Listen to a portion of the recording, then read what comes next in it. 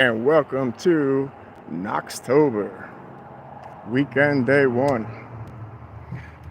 So, sorry for a couple of false restarts there. I was having a little problem with YouTube getting it started. You're gonna hear a little bit of traffic in the background due to all the passing cars when I'm outside for this scenario. So, today we're gonna be taking a look at my chopped and screwed Sparrows Progressive set. So, I made these kind of about a month ago or so. What's happening, Joe? So chopping and screwing them really made it so it was a lot easier to get to and change pins, where I didn't have to constantly take the whole lock apart. And my original idea for Knoxtober was to give out, well, I'm still going to give them out in black body bags, but I was just going to give you one of these, normal as it is, with a change out core. So I thought about it, and I've been sitting on them for a while. How can I improve or add value to them?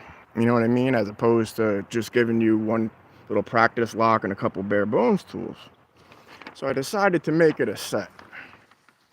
So School of the Hard Knocks 101, I'm basically trying to pick this up where Sparrows kind of left you off. So if you look at the Sparrows Night School, they give you the cutaway. Well, actually 4 of them. And each one, standard, serrated, spools, mushrooms, whatnot, okay? So this would be the next step. So you don't need to look at your pins, or you just want to progress. So for that, I came with the idea, Alice's Serrated Sadness. So basically what I'm doing, I had a bunch of rekeys, recores, and practice locks, or progressive locks.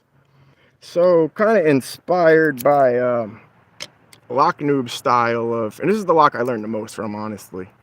The whole vertical cuts, as far as pick placement, as far as everything. I mean, this is the real lock. And I kind of, for the revolver too, as much as I love to practice with it, it kind of dulls feedback.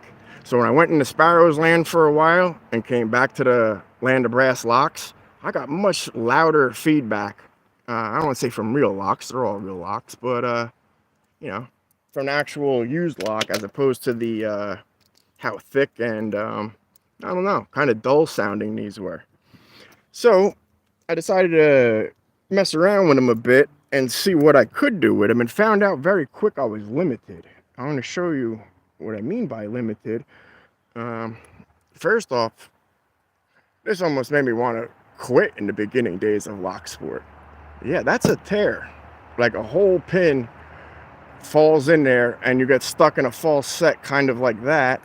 And when I take the pin out, because of where it is located on the core, well, it's really hard to stick a pick in there, you know what I mean, and just shove it to shear and hopefully, turn it or manhandle it, force it.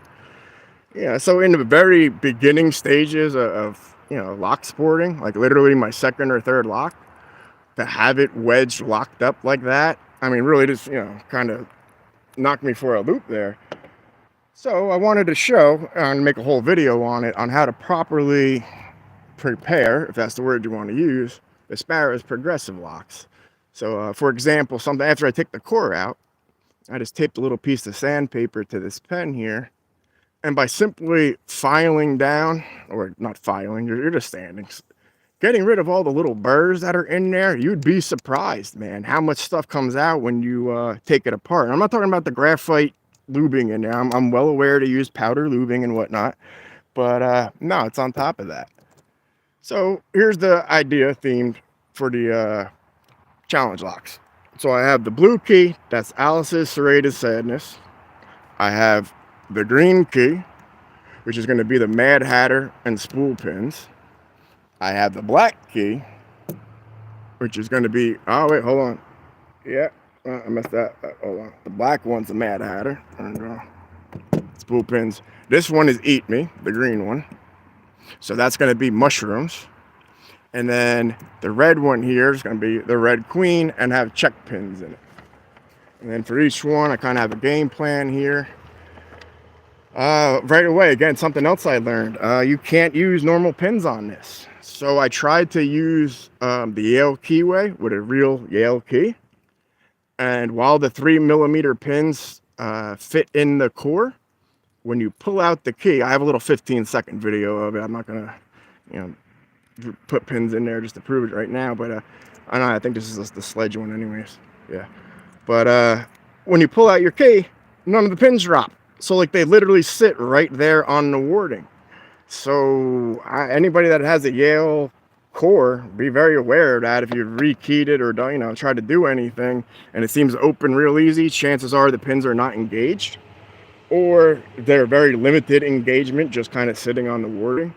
And then as far as diameter, I'm very happy. I had a lot of, you know, 2 or 3 rekey kits because they give you a pouch full of their style pins. And what I mean by theirs is, again, they don't use proper 3mm.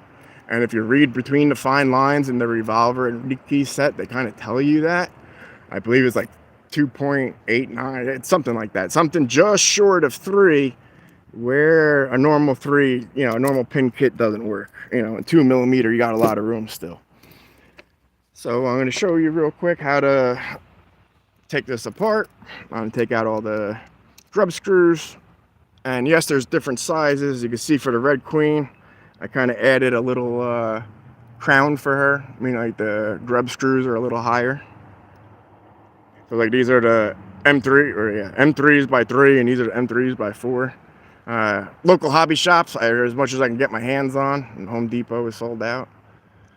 So whatever, I think the crown looks not bad. And then while they're apart, even in a couple weeks that I just, you know, it's been like 2 or 3 weeks I haven't messed with them, from my eyes, I could see they've tarnished a lot. Like when I made the little shorts of them, you know, they're nice, shiny brass, and, you know, they're starting to revert back to what they look like when they come normally. And, you know, you don't want that. So let me show you the idea for the box. Okay, I have this was for a tens unit, and what I like about it is that little magnetic. All right, that's cool. And then my idea is when you open it, I'm gonna have a sticker here that's down the rabbit hole. I'm gonna make it ... and then I have a little white washer thing to put on there so it doesn't rip any further. So the idea is you're gonna open the lockbox. You're gonna go down the rabbit hole, and then when you lift this part out, I have a foam thing I'm gonna cut. I'm gonna have all 4 locks sitting there waiting for you. And then, unfortunately, some of them got wet in the rain. Good old Postal Service. But I have a bunch of Alice in Wonderland themed locks. Some of them Tim Burton, some of them classic. And I'm gonna put them where each lock should go and kind of theme around the box. Ultimately, I'm going to make 3 sets, 1 for myself, 1 for the community, and 1 for sale. Gotta fund this channel somehow, right? But yeah, that's the idea. And I mean, I just posted up the chopped and screwed, as I call them, these guys, and particularly the cutaway one. I actually had a few requests. I was surprised as far as to, hey, can I buy that, or would you be willing to, if I sent you one, you know, prepare it for me? I just simply said not at this time, but I mean, just the idea of that it was catching on, that other people are into it, you know, that's very cool to me. I appreciate that. I think that's cool. And, you know, again, I'm trying to, you know, up the payouts for the rewards for Knoxtober. You know? Anybody can get a practice lock. Not anybody can get a chopped and screwed, made by Knox, Alice in Wonderland theme set, right? So, first things first. Oh, yeah. Hold on. I forgot shim. Shit. Man, if I show you here, all right. Man, a little sneak peek. I've got a whole pile of stuff over there for make sure I didn't need anything to interrupt my stream. And sure as shit, what do I forget? A shim. Hold on. Be right back.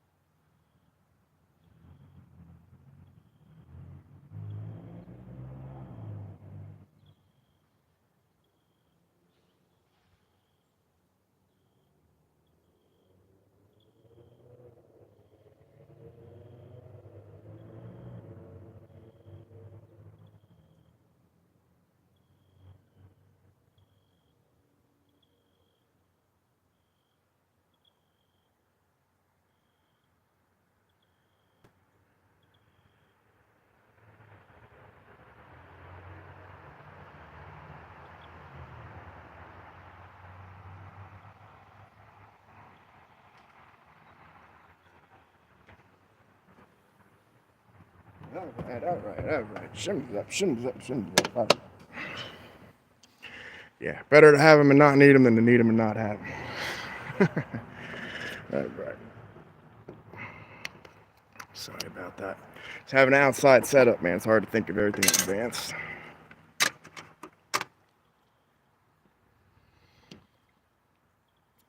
Here's something else really cool here. Maybe you guys might want to check this out.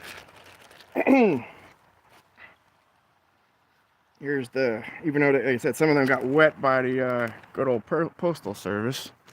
Here's ultimately the different themes for each box that I'm going to create here.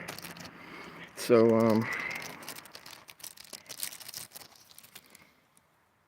I kind of already had a predetermined couple ones. Let's see. I like that Mad Hatter one. Don't let's be silly.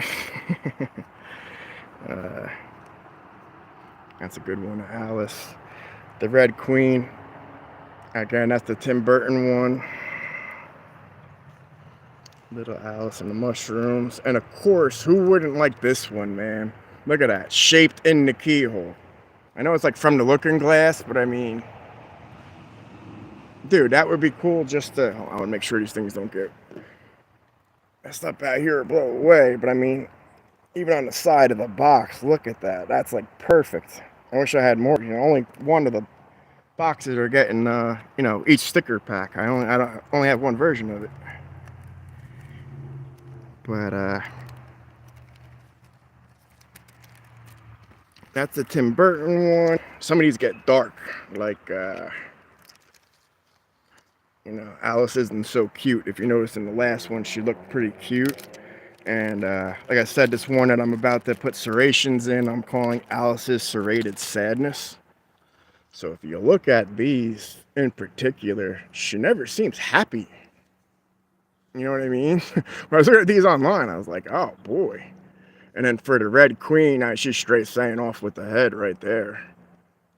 So I thought that was a very good lineup like that. I kind of like that one. That might be the one I keep myself. And then one of these, there you go.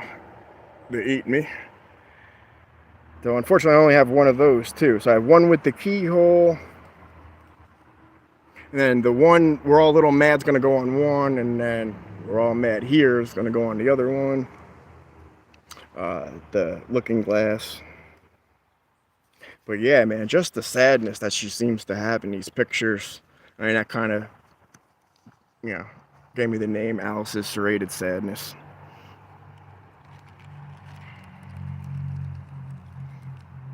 Only a couple more stickers left, and get to the work you guys want to see. And I'm really lucky that the sender of these put these in these little Ziplocs. Because like I said, the packaging was all soaking wet. The envelope ripped apart. So it would have been, that's kind of a clear looking glass, or, you know, so if you wanted to go through. Canada's stamp of the, one of the jacks. Cool little rose. I see the Alice in Wonderland theme, but I'm surprised I don't know Alice in that particular set. Each one of these are like a 0.1, so it's like a one complete set, but there you go. My little pumpkin meditating. Oh, or skeleton meditating on a pumpkin. That's the proper word.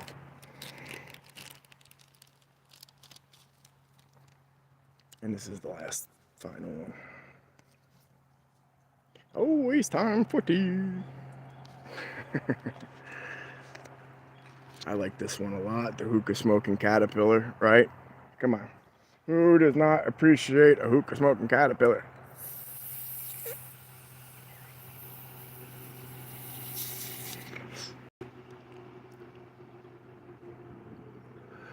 I, for one, dig the cat. That's a cool Mad Hatter, too. I like that one.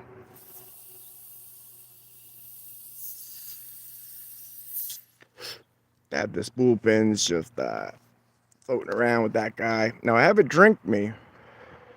But like I said, the one with the mushrooms is eating me, so close, but I only have one. All right, so now that you've seen the stickers that will be on the final box, and then I have a big label one that says down the rabbit hole that'll go in the back along with a couple Knox locks. And put them back in the bag and start taking apart locks. So that is what you're here to see after that.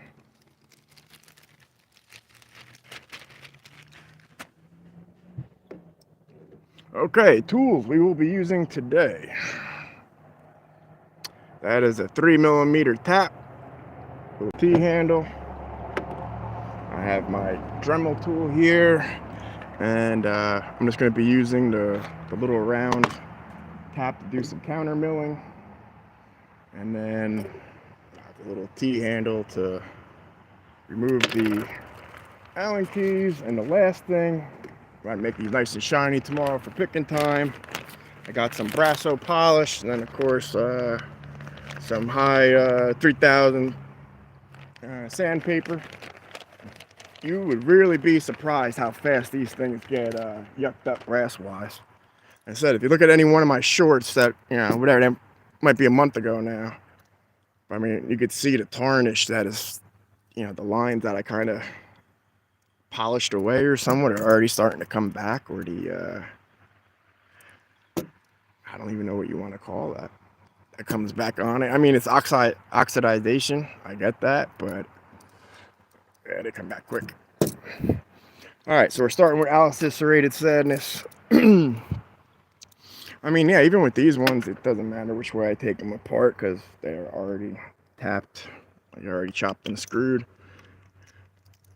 So I don't really have to worry about bricking any of them. That's probably why I didn't grab the shim in the first place. Oh boy, gonna be a fun day. Okay.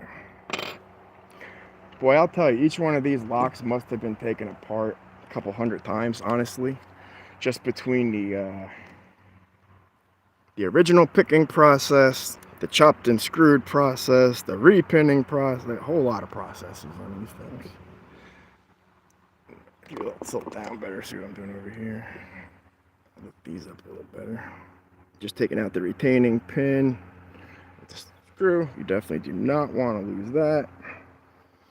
The good thing about these Sparrows things are they come with the that side undoes that flip it around, you got your own little plug follower right there. Yeah, I'm not even gonna bother. I said it's already chopped and screwed. There we go. Okay. So, being as I don't have any pins in there, I just wanted to show you the horrible, nasty burrs you have to watch out for from Sparrows, because that shit's nasty.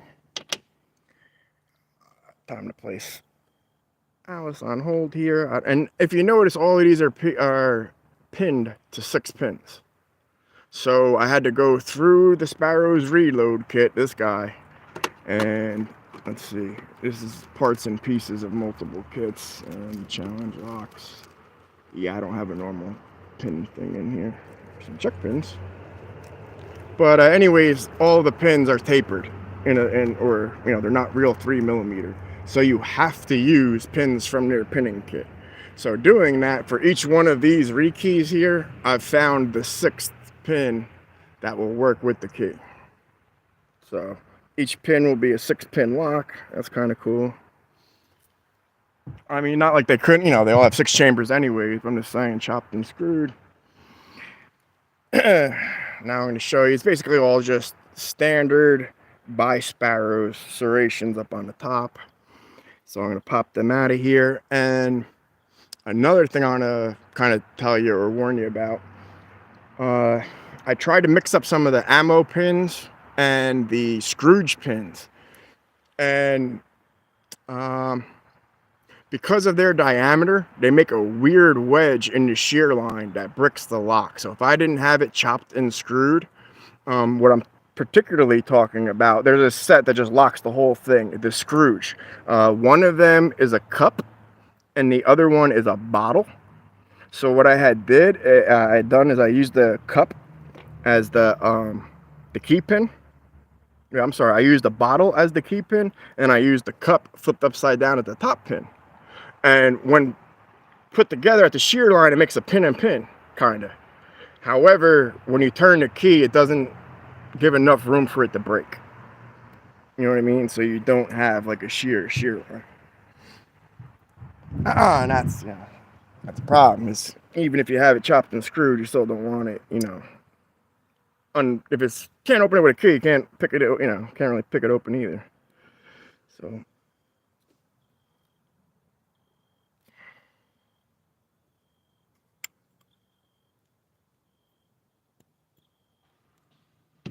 Okay. Now I have got to. Let's see.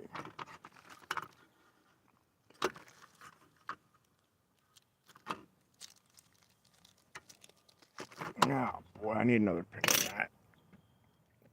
I'm trying to think of everything. Hold on. One more pin of that.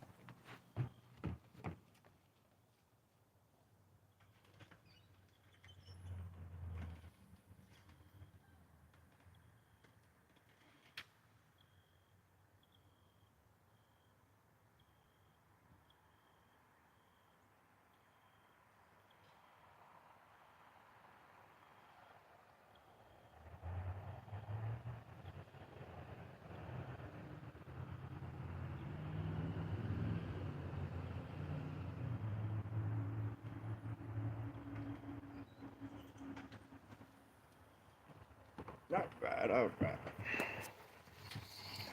Ooh, baby. I use these tins for everything, man. These coffin tins. Let's see, what do we got here? Some steel springs. Okay. These are the Scrooge pins I was talking about. See a little snowman and the such. Let's see. That's the bag I'm looking for right there. Okay, we're gonna pull the serrated out of there. Hopefully there's 6. And let's see, serrated out of here. So I know I got 2 bags up in there. Okay. So we're gonna pull 6 serrated pins.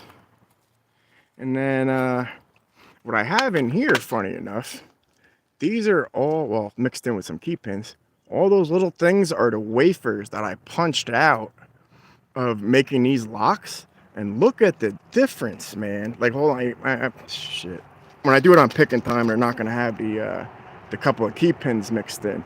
But my point is, some of the older progressive locks are very thick.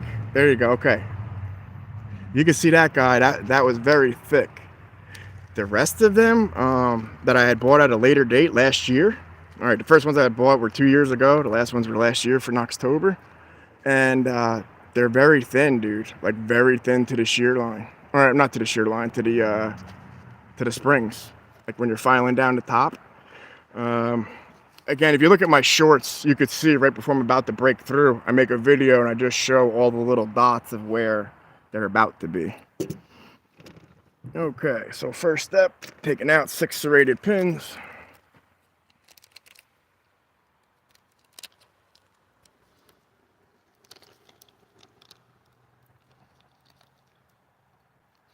And ultimately, the reason I wanted to grab the other pinning mat, I'm going to set up the mushrooms and the serrated whatnots, or the spools, so this way, I'm not going to have to keep doing this every time.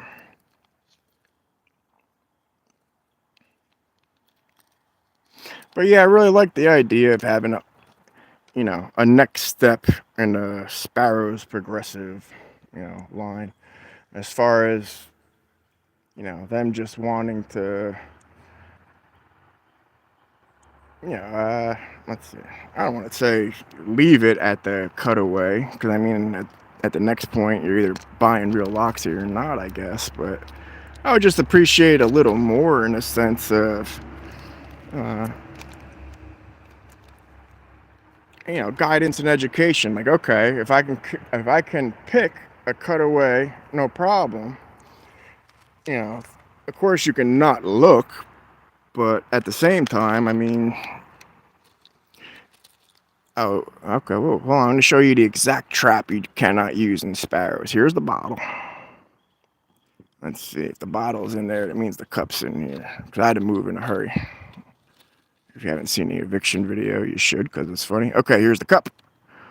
You cannot use these together like that in a sparrow's lock. Hold on. I thought I had a great trap lineup. I thought I really had something good set. And then, nope. Okay, what do I need? I need 2 more serrated. Hold on. Then I'll show you the ones you can't use.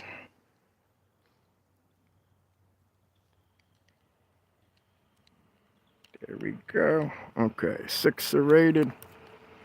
6 serrated on a plated. All right. So now, let's see. Why do I have filters on my thing? I don't want no filters. Go away. Okay. Now, right there, that locks the whole practice lock up. If you use, like I did, that bottom one as a key pin, that's the jug, I guess they call it, and then that's the cup, and I use that as the top pin. Yeah, it literally bricks the whole lock. So it was a good thing I had it chopped and screwed, because, you know, I had to take the top off so that I could get those 2 apart. Like, I mean, or the whatchamacallit out. The cup. I was real surprised at that. You know, and it made a very good trap, but I mean, I'm not making trap locks here. You know, this is supposed to be, let me back you out. These are supposed to be for education, for fun, and something that you want to pick, not something that you want to get trained. You know what? I just had a brilliant idea. Why don't I throw one of these checker pins in there? A stack of those is hella fun serration. There you go. Thinking on my feet. See that, guys? Look at that. All right, we'll give that as an alternate for chamber 6. Make it a little more difficult. So now I was thinking maybe using steel springs on this. You know what I mean? That's give you a little extra tension on there. At the same time, I don't want to. Let's see, do I even have brass to choose from? I do. All right, okay, I got packs of steels. I got multiple packs of steels. But I'm thinking, let's do both. We'll do both. That's what I'm thinking. All right, this is supposed to be a learning challenge lock. So, learn your ass what brass springs feel like, and then learn your ass what steel springs feel like. There you go. Perfect. Perfect idea.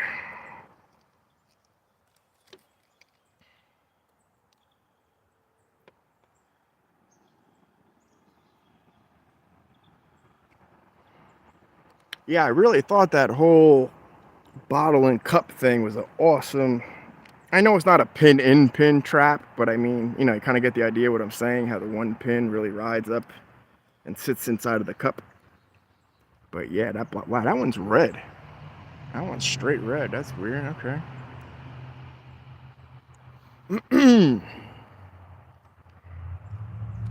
Hopefully everybody's having a good weekend. Hopefully if you can, stop by tomorrow picking time for like the actual October event.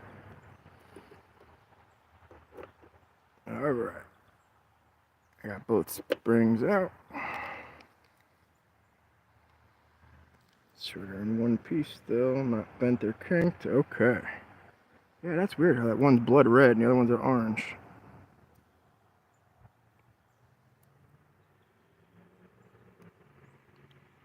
Wow, that's a weird pack of springs. Go Sparrows. Yeah, you should see. I'll give you a peek. Look how many extra keys I have just floating around. When I first started out lock sport, I was like, man, I want a bunch of those small little round Sparrows keys, you know, these keys. But man, now I got 6, 7, 8, 9 of them. I'm cool. When I make other challenge locks with, oh no, nope. See, can't do that either, I guess. All right. Now, I'm going to take the pins out of the core because I'm going to add some serrations there. So, you know what? Here, hold on. I'm going to do the pin up or the pinning for the exact lineup. So I'm going to make that check pin. If that key's going that way, instead of pin 1, I'm going to make that. Let's look at the bidding. Hold on.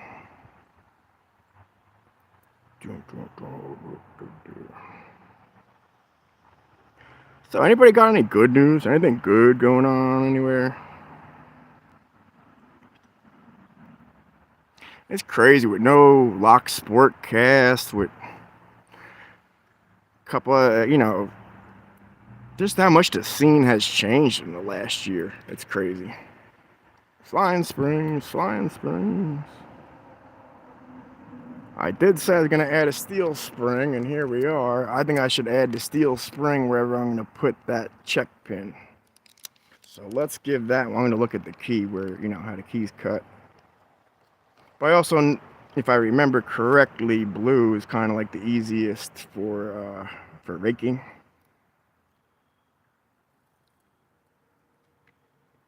Yeah, see, those steel ones are a lot tighter wound.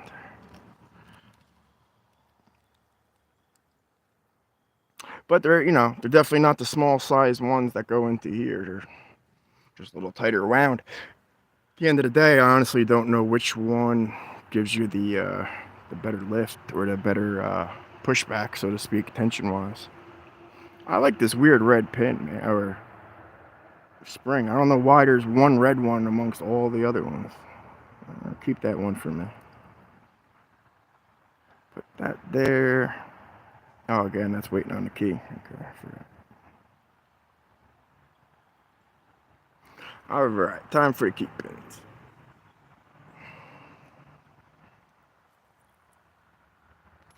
Okay, so you can tell our rate already just by the drop.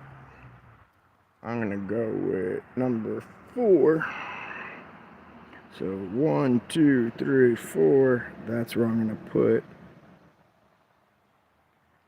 this stack of checkers, because it has the most amount of drop and resistance.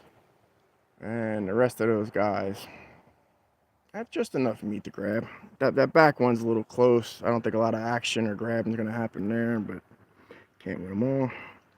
And again, like I said, I had to source all pins from the repin kit. So, yeah, you can only find X amount of, I guess there are 8 cuts or 9 cuts.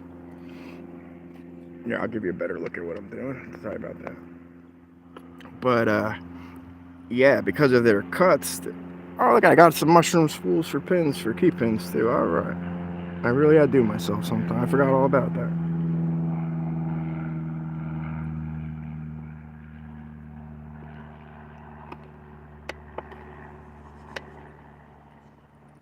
Oh.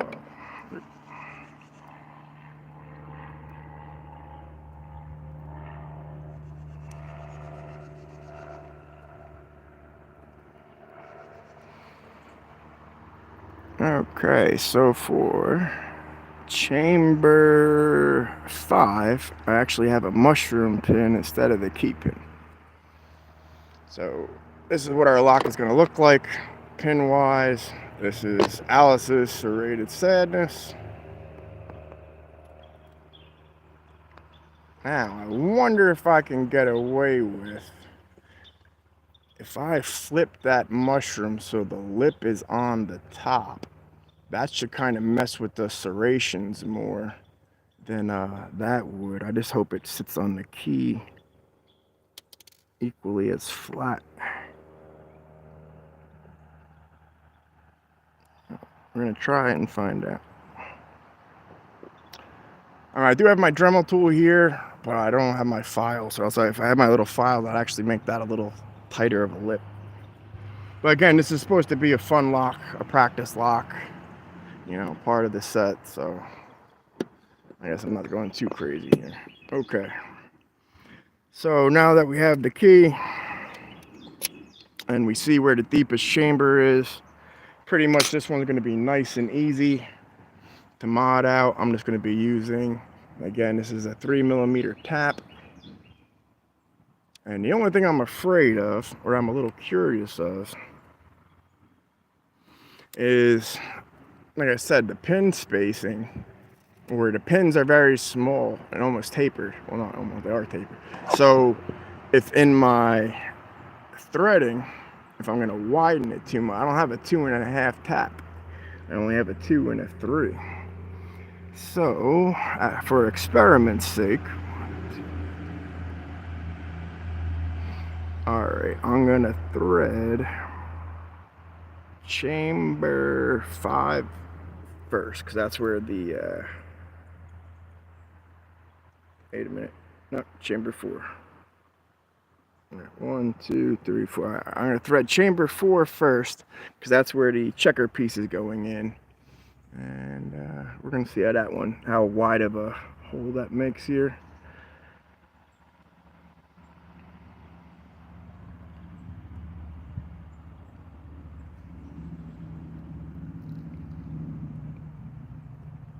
Actually, you know what? Here you go. I'm going to do this proper. I got my vise, as you're about to see.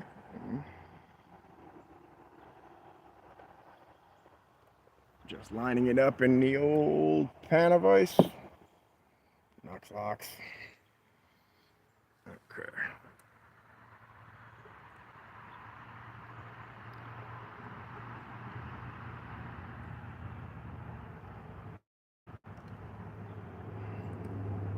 Again, I just didn't want to freehand this first one. I want to see the size of the hole.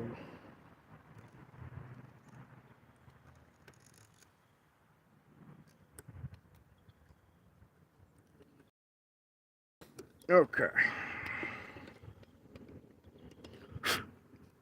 So now I serrated, and I mean, you could definitely see which one has the serrations in it, without a doubt.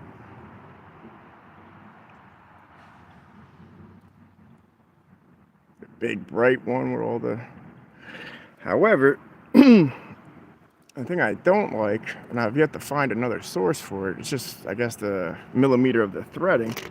It's not quite as tight as I would like. Like, for example, I know, I'm going to use the check pin, but for example, I noticed with the 2mm one, rather, I get tighter wound threads. But, you know, again, I guess that has to do with the sizing. There you go. Okay, see, that's got a good bite to it. That's good. All right. So now that's going to be in the top. Now I'm going to thread a chamber next to it. And that one's going to have the mushroom pin.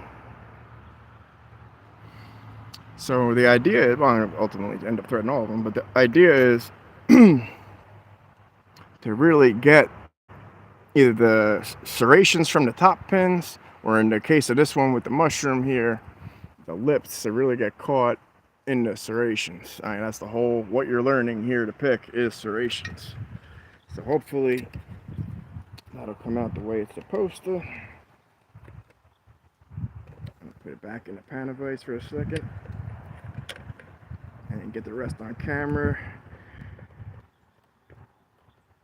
Okay.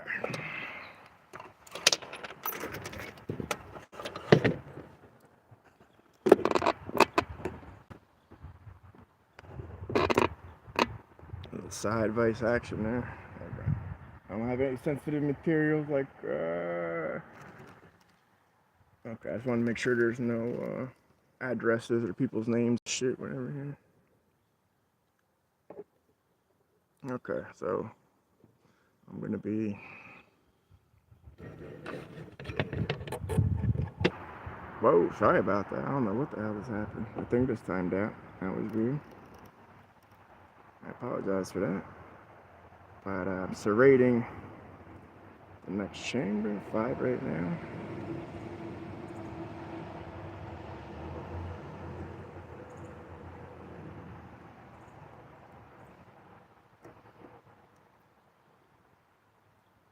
And I mean, you really don't need it to bite in too much.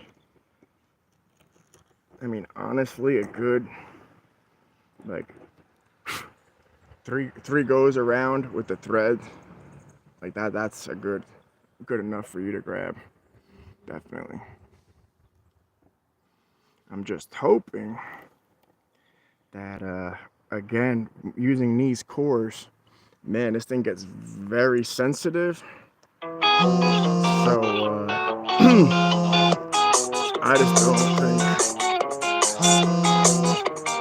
Nah, hold on, wait, I wasn't reading chat.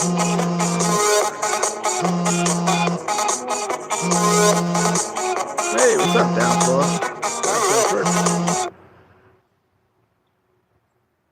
Hey, what's happening, Isaac? Good to see you stop by, boy.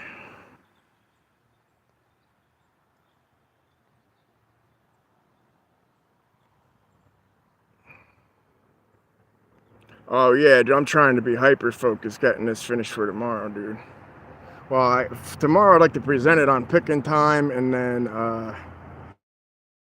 I got to be with Lockpicker 69 to show it off there for the complete show and tell, box, the whole nine.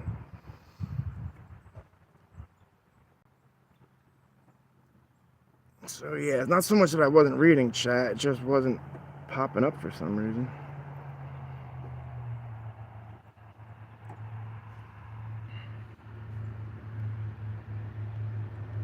So I understand my hand's blocking exactly what I set up the camera for you to see. I apologize for that. But yeah, that's basically it. You don't want to thread any more than that too much. And then let me see if I can zoom in for you a little bit. There you go. What's happening, trucker? I got to work on the project with Trucker coming up with the 730 words. And of course, Knox had to pick motherfucker. Man, I love George Carlin shit. I say, come cock, pussy. Fuck, motherfucker. Wow, I got 5 out of 7. Wait. Piss shit, cock. Piss shit, cock, pussy. Come, motherfucker. That's 6. I got 6 out of the 7. There you go. I got 6 out of the 730 words. All right. Let's keep this serration going. Come back out one more. And I love these self-drilling taps. I'm sorry, my hand's kind of blocking the way, but I kind of just, I stabilize it with the left hand and just rotate it with the right. So I do apologize. You're staring at my knuckles and whatnot. Not part of the plan. Nothing about this was planned, so hey.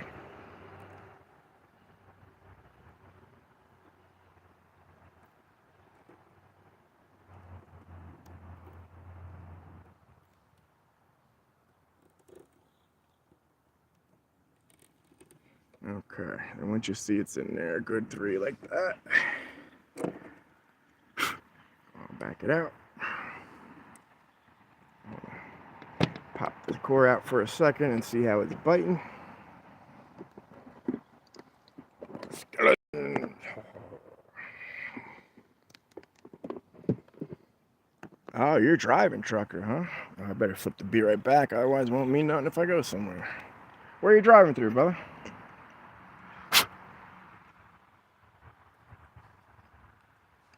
There you go, look at that. They're coming out great. Let's see from that side. What I like about these locks as opposed to the pack locks, first of all, the pack locks started driving me crazy just being forced into 2mm format. Like, those are tight, small pin works, man. Ah, Michigan. Oof. How bad.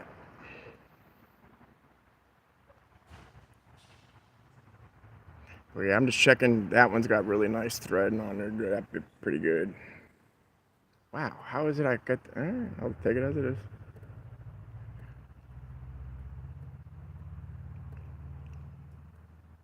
That autofocus driving me crazy, I can imagine you. But yeah, those came out nice. Good enough that I could thread the last 2, because that's the whole point of this here challenge lock, Alice's Serrated Sadness, is to feel what it feels like to pick serrated key pin or serrated pins with serrated chambers. That's that is School of the Hard Knocks 101.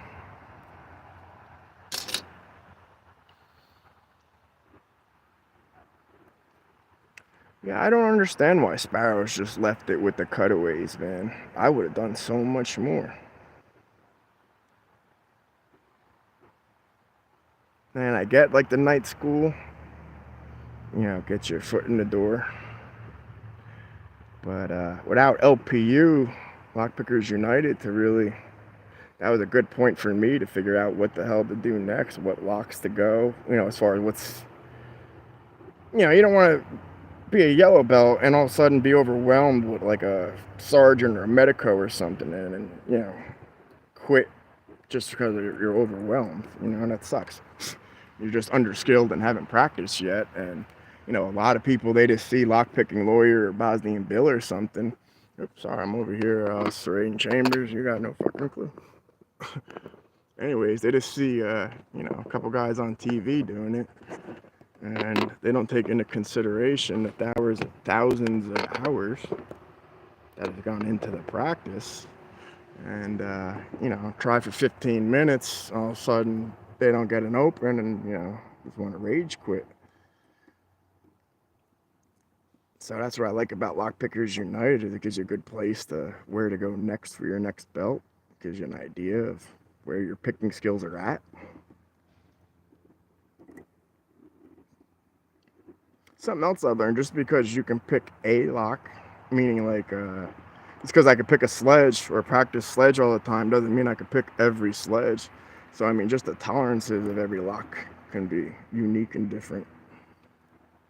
Okay, that's in there nice and deep. Take that out.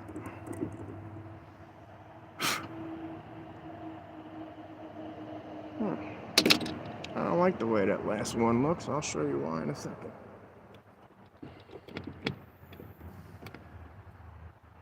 I mean, it definitely did cut it, but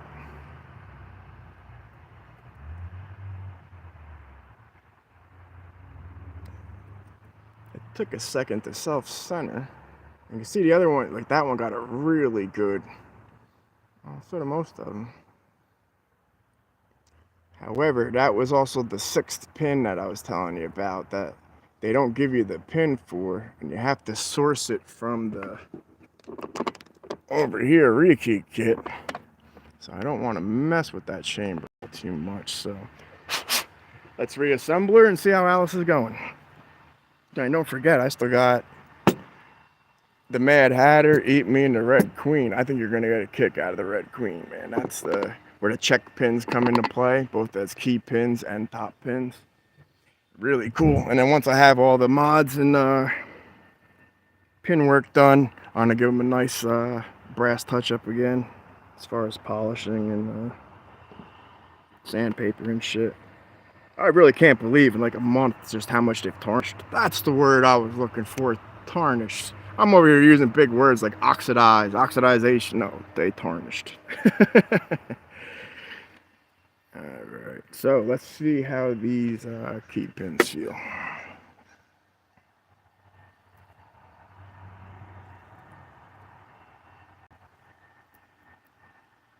Now, the one I'm most curious about, and I really hope it still works as a key pin, is this one coming up next. Not this one, but this guy. This guy's a mushroom, and I'm curious to see, hopefully that serration does not interfere with the key work. So look how long that last pin has to be, just because it's not really designed for 6 pins per se with this SC1 key. So with the proper key, like the black one, SC4 I believe, yeah, for sure, you got 6 pins all day. But for this guy to balance it right on the nose the way it is, there you go. All right. Yay. But if you see, hold on. That last pin, man, is so, it does go up and down, but it is minute. That's why I like shout out Lockpicking Dev. I wish I had a sticker for him. Well, I do. It's just in house, but he printed me these clear core holders. So shout out, Dev. Thanks a lot, brother. Yeah, okay. As long as there's some movement. But yeah, that's balancing right on the nose of the key. It's trying to read the letters in the background, so it's out of focus. But, so yeah, that's balancing just like that.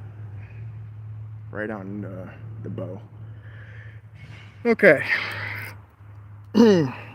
Now, what I was considering doing, and I was wondering about, I already tapped and drilled these down. So if I went with a smaller diameter, meaning a 2 millimeter, like could I thread the inside of here? And honestly, looking back, I wish I had done that when I originally tapped it. Because I didn't, I'm just gonna let this one go. I'm not gonna push the 3 millimeter all the way down. I do not want to do that. So I guess for the mods part, it's gonna be a core mods only.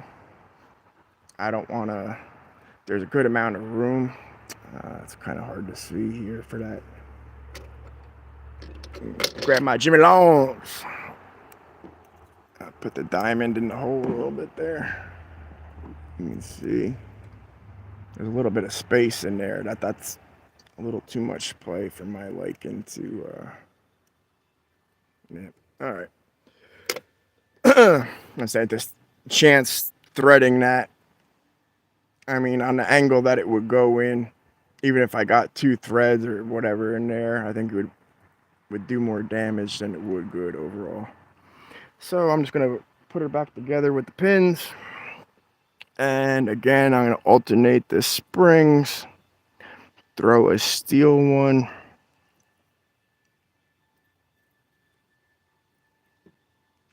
And that is going to go, again, looking at the pins that are dropping, chamber 5, okay.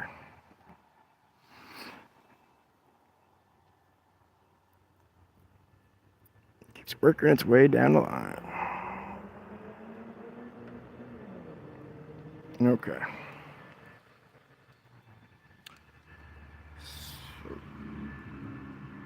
My plug follower. Now what I'm going to do is start with, I mean, I'm trying not to undo the grub screws too much. They're in there and they could come out fine, but whoever I'm ultimately going to give this to, I imagine they're going to grub screw it a lot, so I don't want to burn out the thread work on there. So I'm just going to do it, normal old school style. Just in case you ever get lost, the way that there's less room on the front where the front goes in because you no longer have the numbers. So you're like, oh, I could use it both ways. No, you can't at all. So there's more space in the back where the tail piece goes. So if you tried to front load it that way, you would, well, if you didn't have it grub screwed, it would be kind of bricked, or you'd have to pick your way out of it. But since it's grub screwed, even still, that's the tail. But just in case you ever lose your way, look for the number or the shortest amount of space to the first pin. So now all that being said, start back at pin 3 and we're going to start dropping pins in, springs and pins.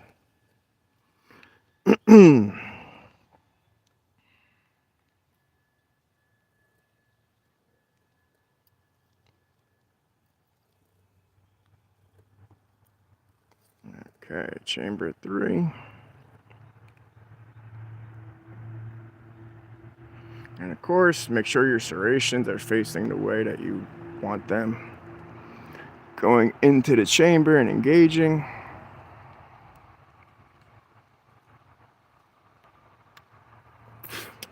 Oh, wow. Yeah, we can't see behind the scene. There's a bee. Wow. God damn.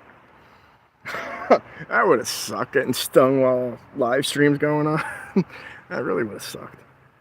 All right, take 2. Putting the first key pin in. All right, get away from me, bee. Terry B. Pickens sending his army of bees over here to bother me. That's what's happening.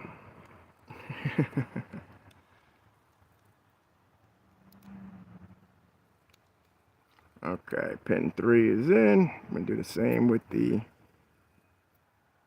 You know what? Hold on. While I'm thinking about it, I only have one steel spring in play. I'm going to make it 2. I want to change up the tension here.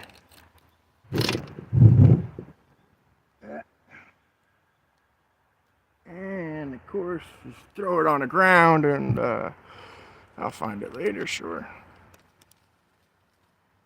Let's see. Okay, that one works.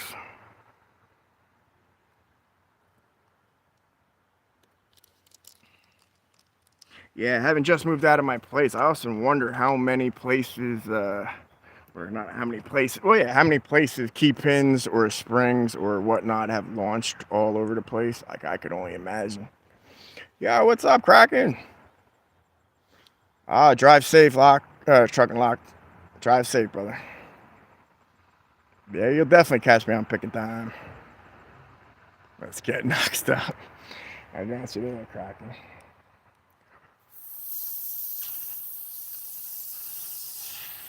When I first started the chat before, or the stream before, I tried to put the live with others thing on, but man, it messed up my whole thing. That's why I took like 3 chances to try to go live.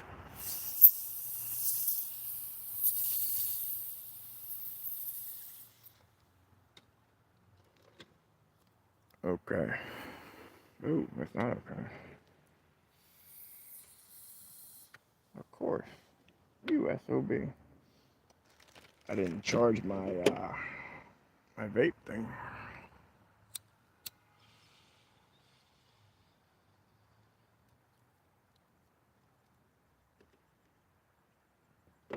Nope, not near the seat.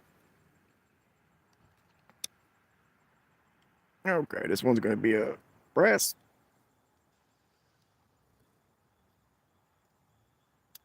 Oh.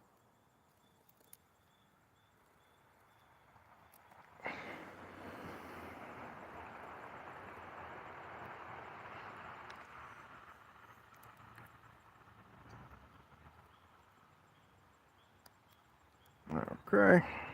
Now in this one I'm gonna put another steel. So that's gonna start off with hard tension. So in chamber 1, you're gonna feel a steel spring. And then in the other chambers, you know, alternating. So you think you're gonna feel one thing the whole time, but yeah, not so, Doc.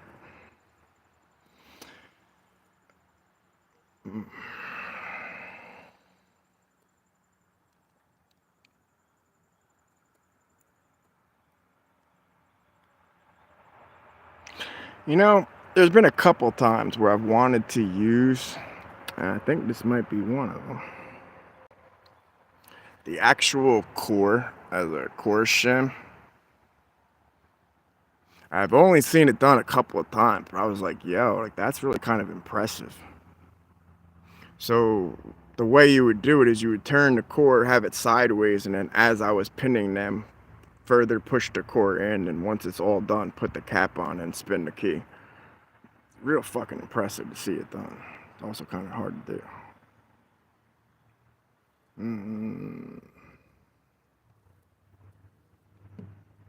I say let's try it. What's the worst that can happen? It gets bricked?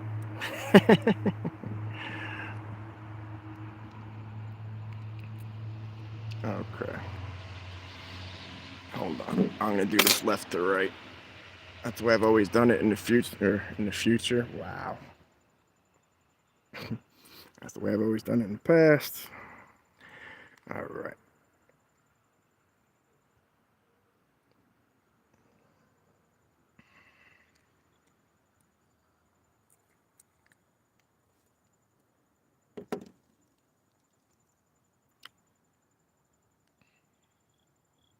Actually, I could even do it this way. Hold on. Engage it. That way. No, that way it should be engaged. And then put the tailpiece on, and I could backload 1, 2, 3 those ones. Or I could use that as a shim. Let me see. Nah, let's not do that.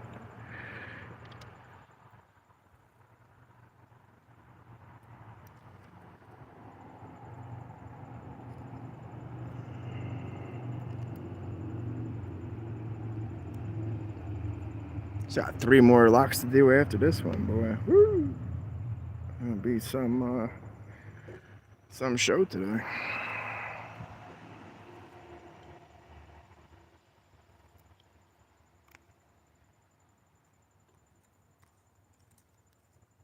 Okay, just a pro tip here. Okay, when you feel it snug like that, just give it a little half a turn back. You don't want it to be quite so snug. Now let's just make sure our key works. Okay, the key pulls out. FYI, when you're like, why didn't he just put in all 6 pins? Remember when I did that mushroom serration? That's right here. So I wanted to make sure the front 3 and everything worked okay before I continue on with these mushrooms and the check pins. So okay, everything does work.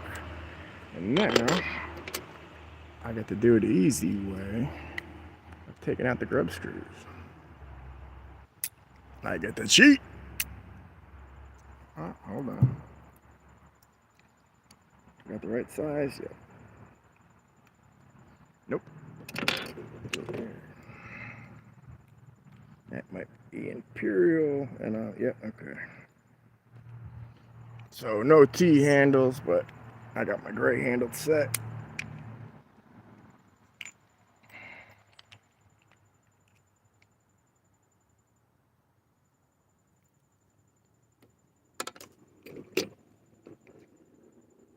Okay, so now in this chamber, I'm going to place here, the copper spring. Oh, gotta put the pin in first, right? So now putting them face down, unlike before, so the serrations go in and are engaged. See you later. Sayonara, sucker.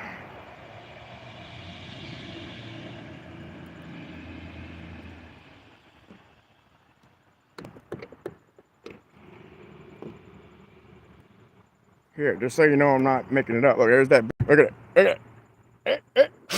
That was me, goddamn. Seriously. You think I'm not fucking around? Yeah. All of a sudden drop my lock and get stung. That would suck.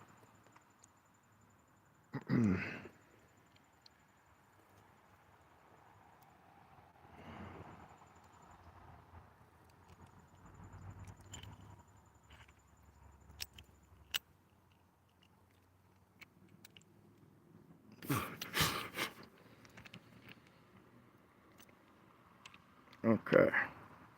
4 done. I'll take out 5.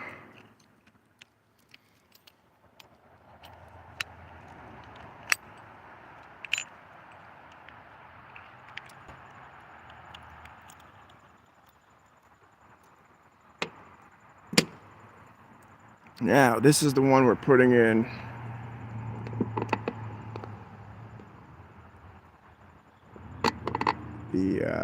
the check pin with the steel spring. So that's what we're gonna be throwing in there.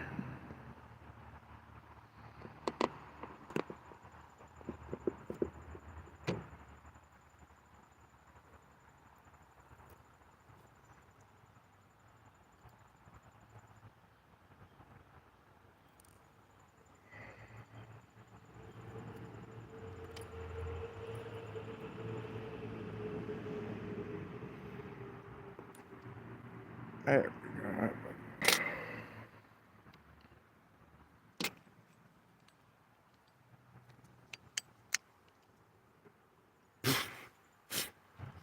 Man, I do not know what's up with these bees.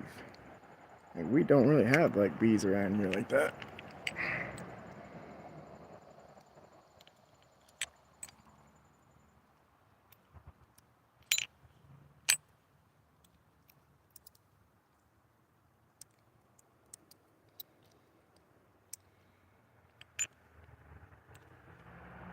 Okay, last one to come out.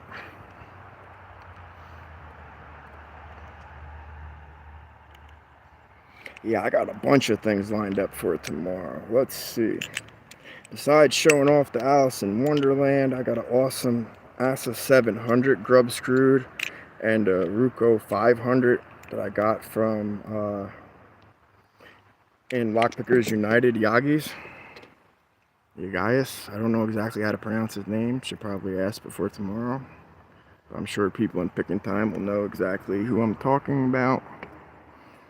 There's only a handful of these ASSA 700s available for Lockpickers United. And bro, I cannot get this thing in there. I was fortunate enough to get in on it before they ran out. And oh wow, I so did that backwards. Okay. Turn the key so that the key pin does not come flying. Did I just send the spring in there? All right.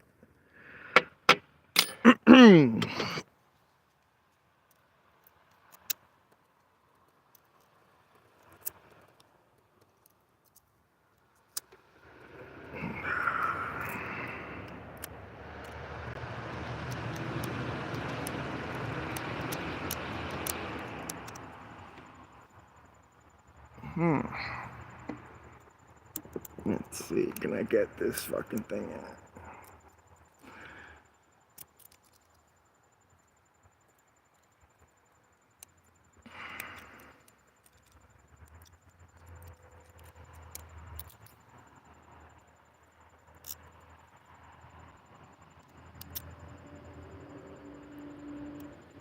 There we go. Ah, my own serrations are keeping me out of it. Come on. Come to Papa.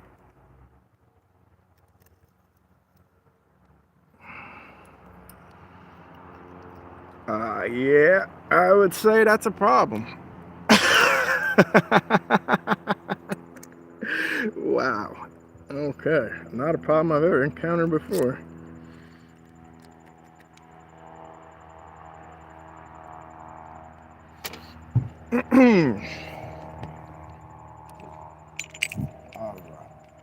I'm gonna do this quick style here.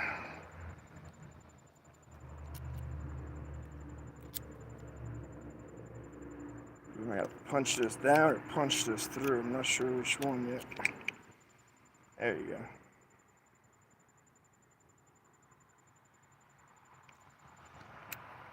go. Okay. I had to pull out that last chunk of spring.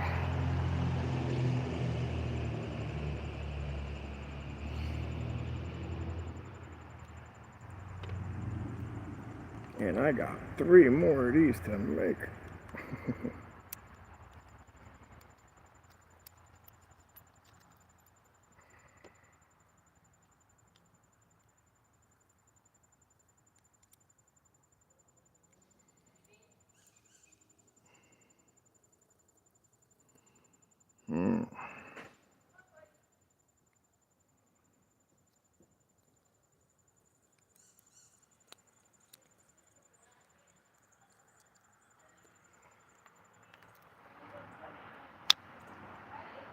How did that spring get so many chambers down?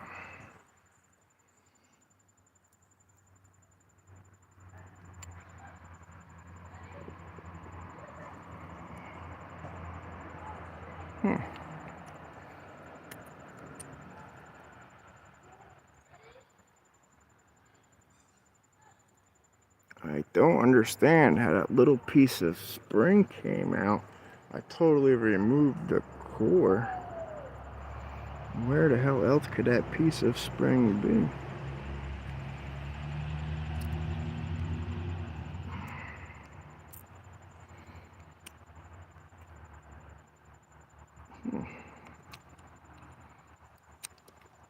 There you go. Okay, we're clear. Got it.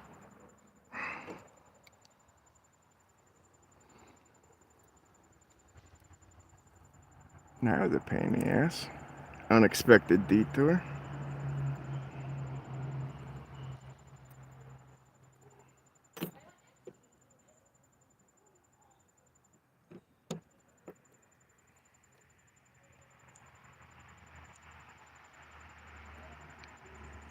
Oh, hey, next picks. How's it going, brother? yeah, I'm trying to get things prepared for tomorrow, for tomorrow's picking time.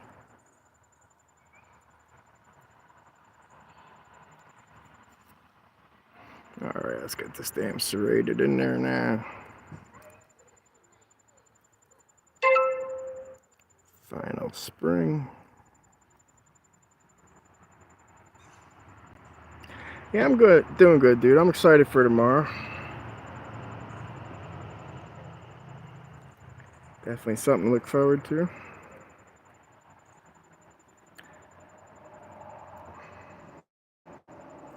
Yeah, without spoiling too much, for Nick was nice enough to send me a really cool clear cutaway style lever lock. And if you saw my most recent short, teaching my girlfriend how to last minute locksmith there, I was able to get a couple nice old, like almost 100-year-old lever locks out of the house. So I'm going to send one of those back to Nick. I just need to be able to get a second key for it. I'm going to show all that off tomorrow. Okay, so ladies and gentlemen, we have the first one done. Took like a whole hour of explaining and making everything. That little mushroom does catch a little bit, but not bad. Not bad. Okay, so that's Alice's Serrated Sadness.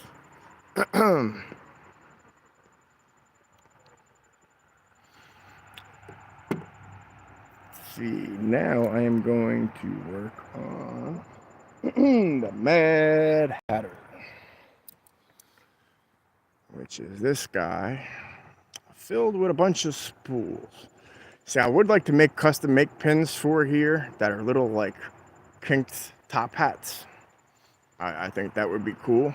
That's my concept, but that's not something for today, unfortunately. And then even after I'm done creating these mods and doing whatever, when I end the stream, ultimately I'm gonna still have to do some outside body work to them to get them nice and shiny.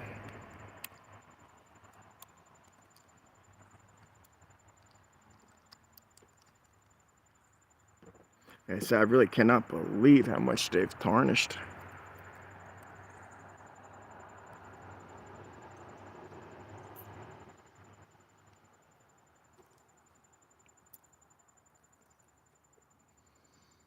Okay, plug follower.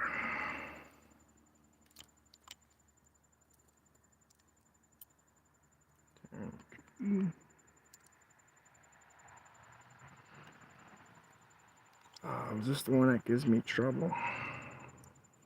Yeah, there's one of these that the damn follower actually doesn't fit in the old like original. Hold on, no, this ain't it.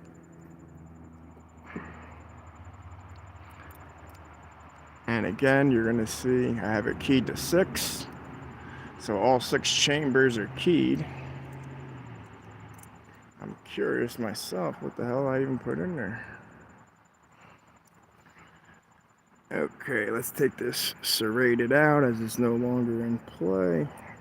Let's see what I did, if anything, with this core. I can already see there's some type of milling I did back to this one. Let's see. Nope, standard pin. But it is serrated, so I definitely did get in there already. I think this was the original core I tried to use for the Red Queen, if I'm not mistaken. Before I found out you can't really use these for challenge locks. Or should I say you have to do them the way I'm doing them for challenge locks, meaning grub screws.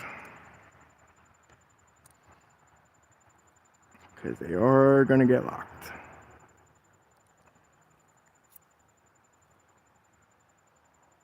And that's pretty flat bitting there. Okay. Put you in the core chamber for now. And let's see. Spool wise, I need 6 spools. Spools, not mushrooms. So that means the green one's gotta have all the mushrooms in it, because I know the red one's got the check pins.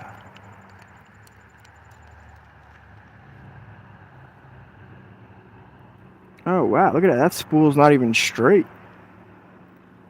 Huh. I'll add you. That's weird. I've never seen, like, I'll show you that one better. That's from Sparrows too, man. That's a crooked spool from Sparrows, huh? It's like half flat on the side. And no, it's not a mushroom. I'm mistaken. You're gonna see it's deformed.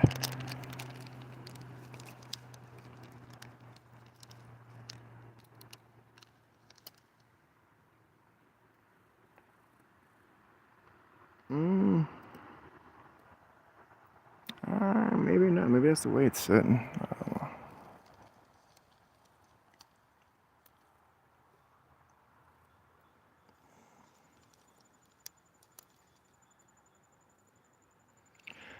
Now, you're never supposed to, or so I've been told, make a core of all just spool pins, or else it adds a whole lot of wobble. And I've tested that theory, and it's true. So, to stabilize the core, I'll add one serration in the back.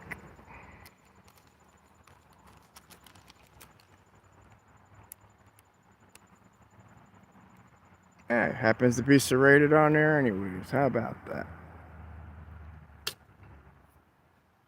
If I didn't know better, I'd say I had it all planned out on paper. All right. Now I'm shooting from the hip for most of this. Trying to see what lines up and actually lining it up are completely different, like completely different things.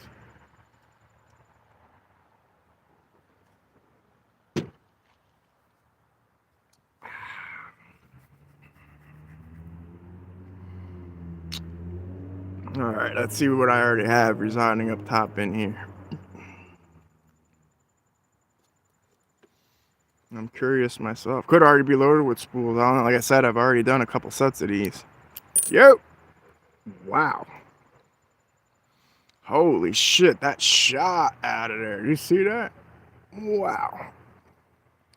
And like, that's a beast of a serrated. I put homemade fucking pins in this. That's what I did.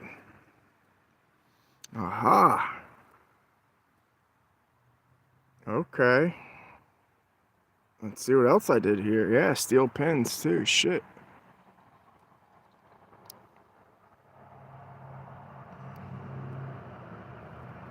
Mushrooms.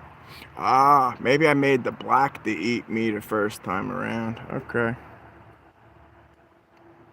I could have sworn my original idea was black knight. Oh, no, there's a spool. Wow, so far I'm getting a little bit of everything in here. A little bit of everything. It sounds like eat me. Okay.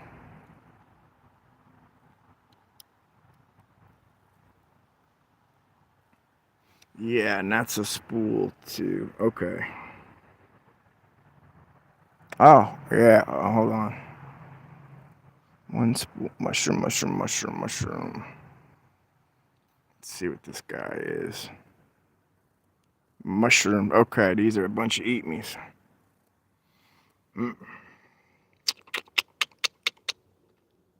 Oh, well. I already got them apart. At least I won't have to look for 6 mushroom pins, right?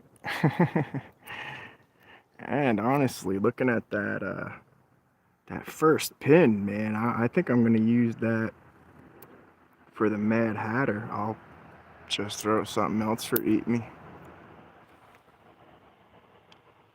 Okay.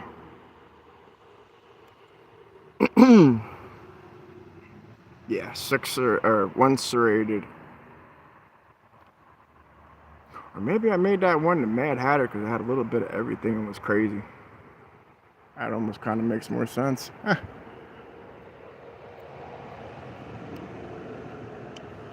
Yeah, gotta get the counter milling going.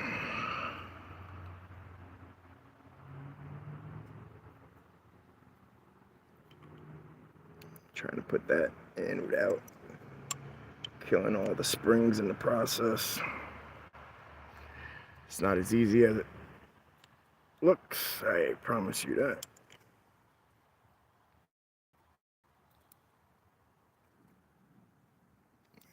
I'll wait until the pins are in. You really become a pain in the ass. Okay, so really the only thing I'm changing about this is I'm doing the... Ooh, yeah, I am gonna have to take apart Eat Me Too. All right. Yeah, that's a very thick pin. If you're talking about this guy here, yeah, that's got a very good spool bite on there. I'm very curious. My written down idea and what's coming apart in front of me are two separate things. So I'll take that one apart and I'll take this one apart over here. And we'll see what we have cracking. Yeah, or we have cracking. How about that? I hope you're watching. Or if you watch this later and laughing.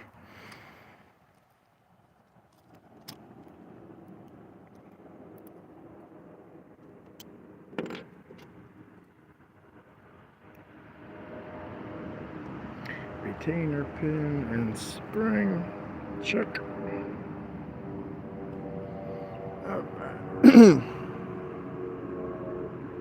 Alright. For sure, Nick. Thanks for stopping by. I appreciate it, dude.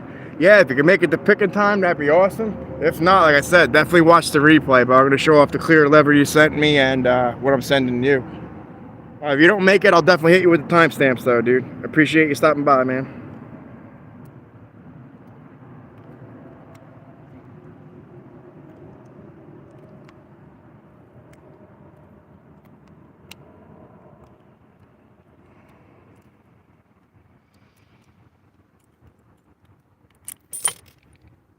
It did just happen. Because the damn spring got... Oh, it's not even caught on a spring. It's caught on a pin.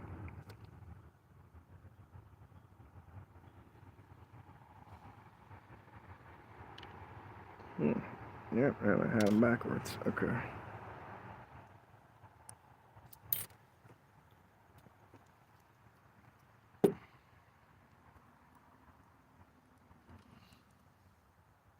See you later, Reb. Appreciate you stopping by, dude. Now, I know for a fact that long one's the back one. Like I said, every rekey kit only comes with like 2 or 3 of those fucking things. So it could be real annoying trying to find which one goes where when you only have certain pins to work with. Like I can't bust out my own pinning kit. Hey, Diggs, what's happening, dude?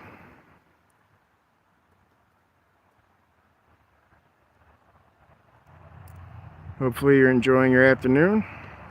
Having a good weekend. Or start to it at least.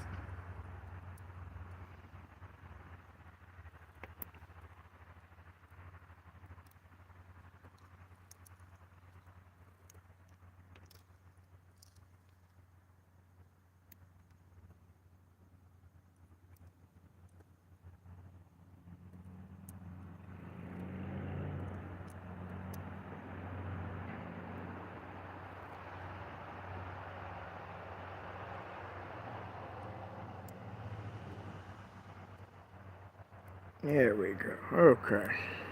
So now we got a shear line again. Have that stand by for a minute. And I'm going to lay them out side by side.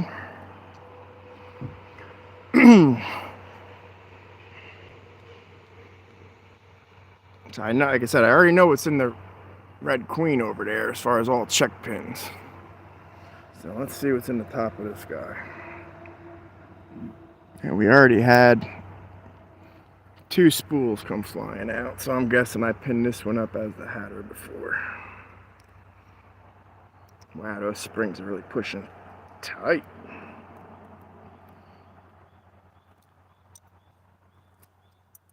Like way tight.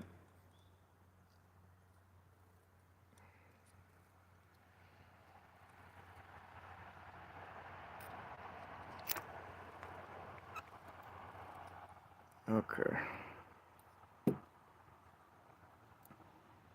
So, yep, these are all spools. Okay.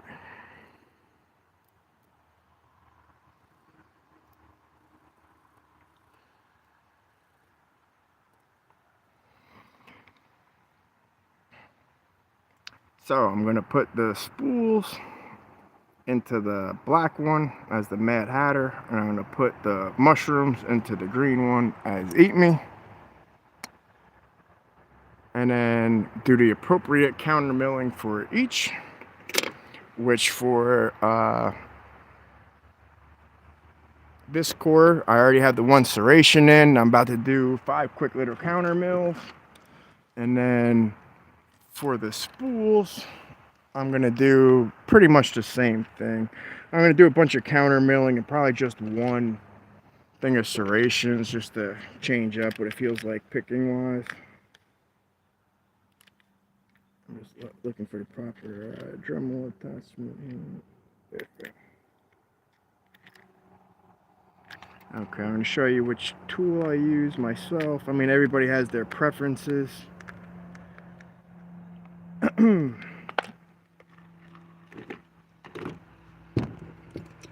about that. Okay. So if you can see the difference here, I used the one on the left. Now, that one on the right is used for like engraving purposes. So it's like a diamond tip drill bit. So the diamond tip one, great for engraving. The one with the drills, that's the one you want for counter mills, baby. Working great. Now, I'm sure the other one would work, but I'm just saying that the one that works best for me, without a doubt, tried and true, is the one you're about to see with the threads. So perhaps a little ear warning is going to be coming up as I'm going to start the counter mill that Bible. Like we're going to capture it all on the camera.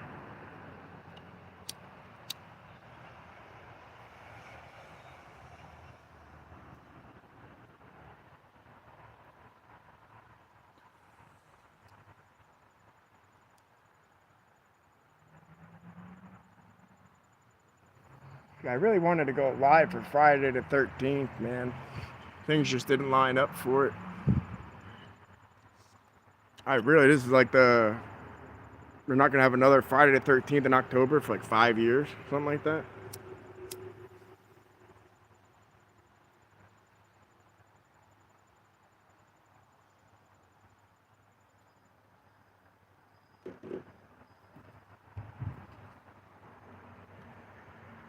If you ask me, that would have been perfect.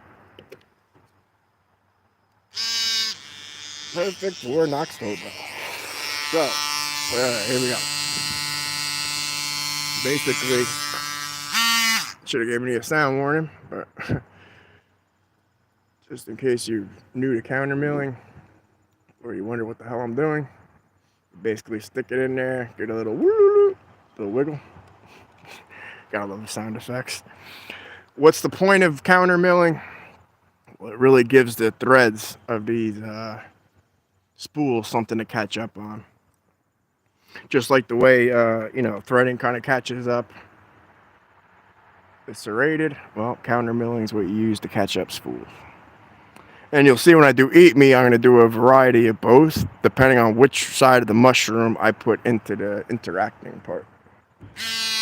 Educational, sound warning. I go in this guy pretty heavy.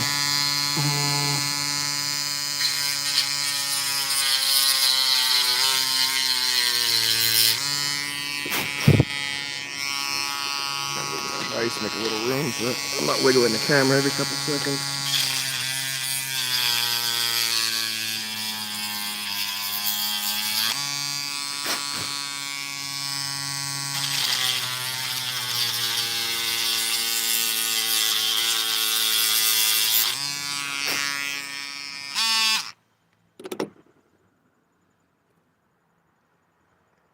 Okay, so you see the serrated chamber for sure, but for the counter milling there, I'm going to show you with the spool pin when I'm done what that actually does, or what's the point of you doing that. I mean, certain ones the ones that have a little bit more room in the chamber, I'm going to get to a little deeper.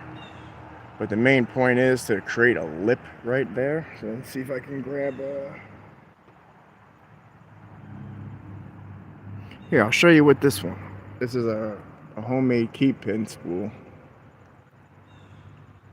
I see it keeps concentrating on the letters of the Knox locks. It's just how that catches like that. Especially, apparently, going clockwise on this one. That lip right there is what you want to catch. I'm sure it'll catch in here too. You catches real good in the serrated.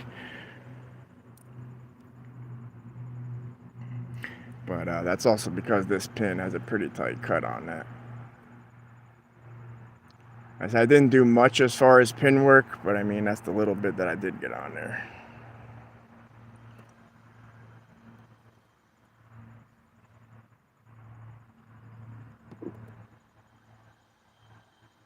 So you're nice, just creating a nice, let's see, this is a good example.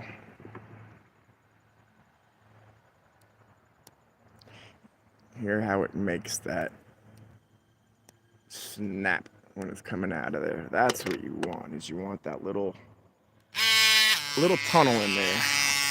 Little spot where it's going to get snagged.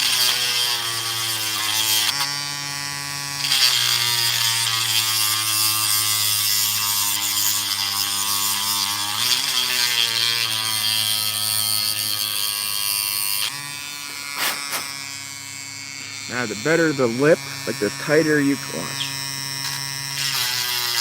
You see how I start to turn that up as I push it down?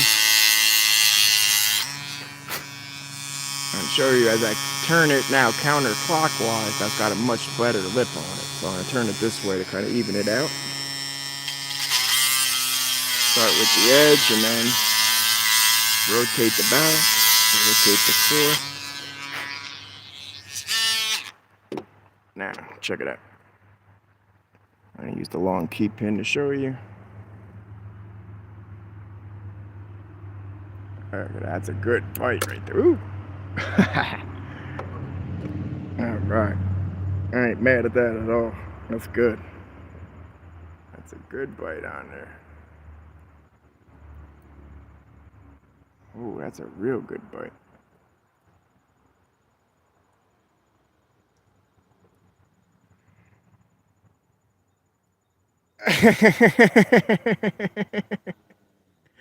Yeah, definitely not so wobbly. Sorry I'm hurting your ears while you're driving.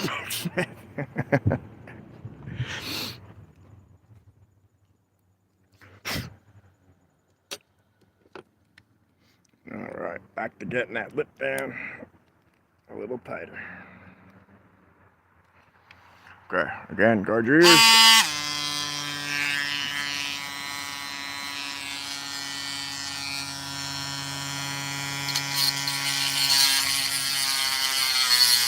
Let's turn that up. Create that little lip.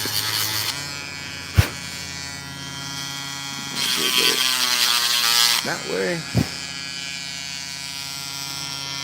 Now, because I want to make sure I can go both ways on this, clockwise and counter. That way. Do the same thing. Start to turn it in.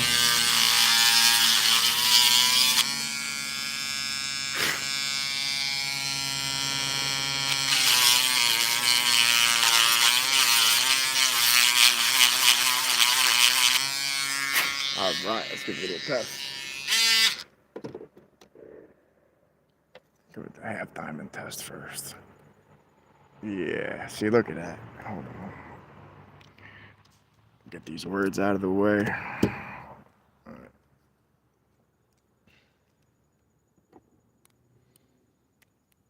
See, that's a good tip of the half diamond. Gets caught up under that lip. It's not quite 360 around, but I don't want to cut into the side chambers.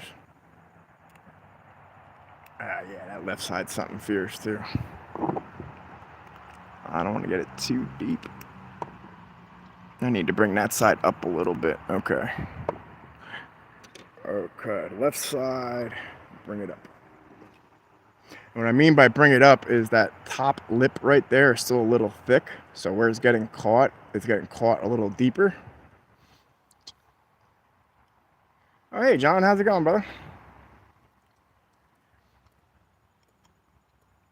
So, yeah, I'm going to basically taking the Dremel in, and what I'm going to be doing is shaving that right underneath this part. I don't want to make it so that the Dremel, pops through.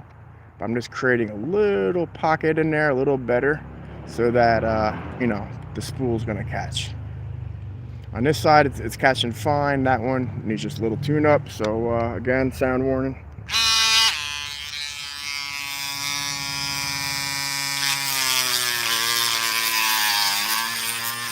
There we go.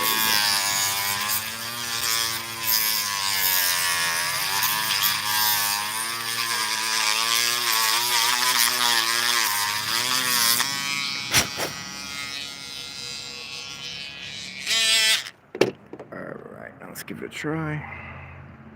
What do I do with the giant spool? There it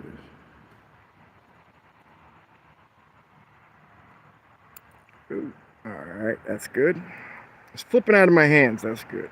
Yeah, that definitely catches good.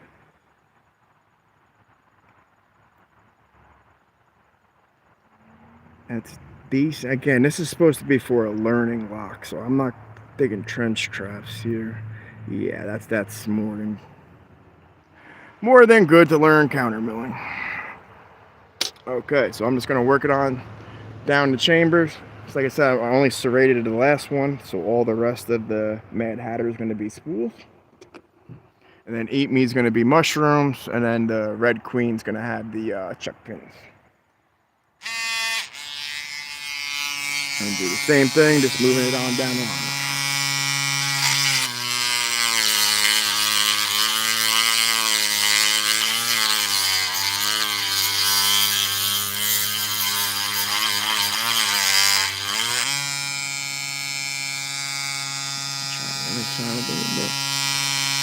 And I'm trying to keep the hole as tight as possible and get like right under that lip.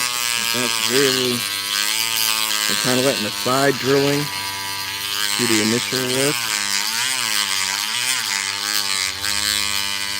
Actually, here, I'll just want to sink all the way in. I'm not going to blow this one out. I'm going to show you what I mean by blow it out too. Hold on. Being Picksmith here, he's going to, whether he knows it or not, have an idea of what I'm talking about. I had made a Lady Locks, a pack lock. 90A, I believe. I'm not even sure it's a 98 Pro. I think it was 90A. And what the holdup was, she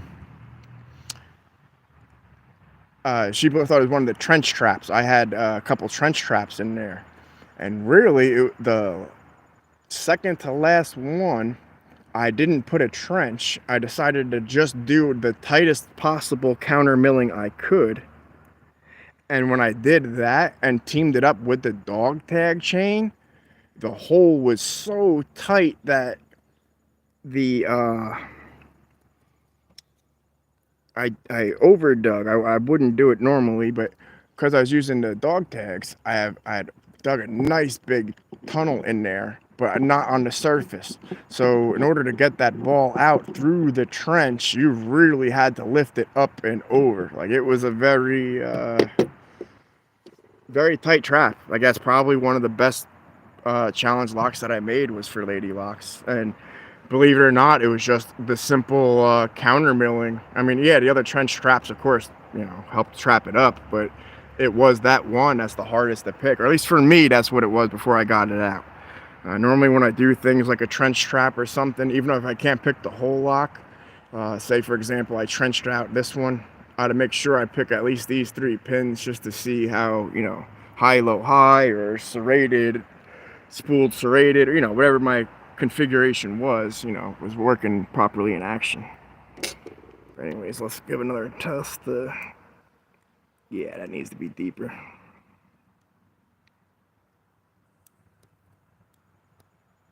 Can't wait to show everybody my rat yoke tomorrow. That thing's awesome. Talk about holy shit and quality. He is definitely the Hattori Hanzo of fucking pick making, man. Ear warning.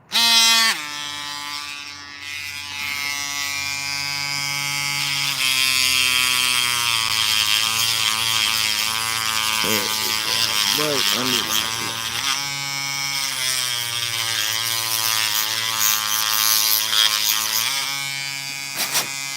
Now I'm going to start pressing it down. Start pressing it down that way a little bit.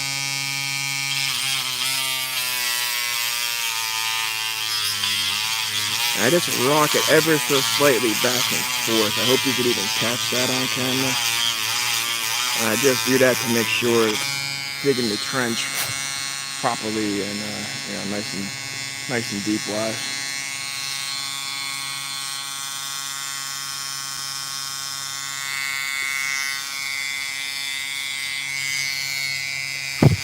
Yeah, no, for sure, definitely rat yolks. That's what I said in talking to him. I asked him, "Do you happen to be familiar with the Kill Bill videos?" He said, "Actually, yeah, I am."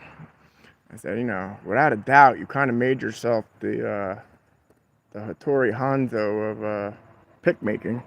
We're not collecting swords, we're collecting picks, but yeah, he's the Hattori Hanzo of pick making, man. Granted, it'll probably be the most expensive pick I'll never use just because I'd cry if it broke. Yeah, that side needs to be deeper. Okay, so just to show you effective and non-effective counter milling, here's a perfect point.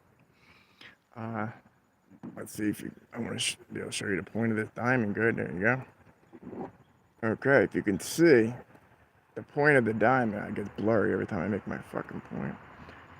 The point of the diamond goes good underneath the lip. If you see how hard it is to flick out, that's what it's getting caught on. Right there. Now I turn that same exact hole, so that would be going counterclockwise. And I know it's not focusing too good. It does have a bite. What the hell is the oh, the numbers and the letters. Okay. It does have a bite. It's not as deep as I'd like, so I got to make that a little better.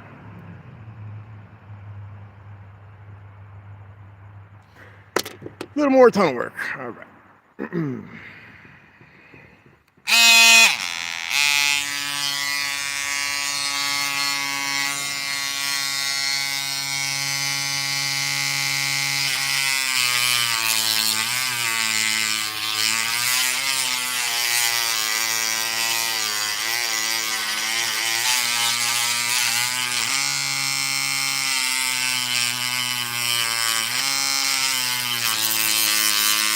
There you go.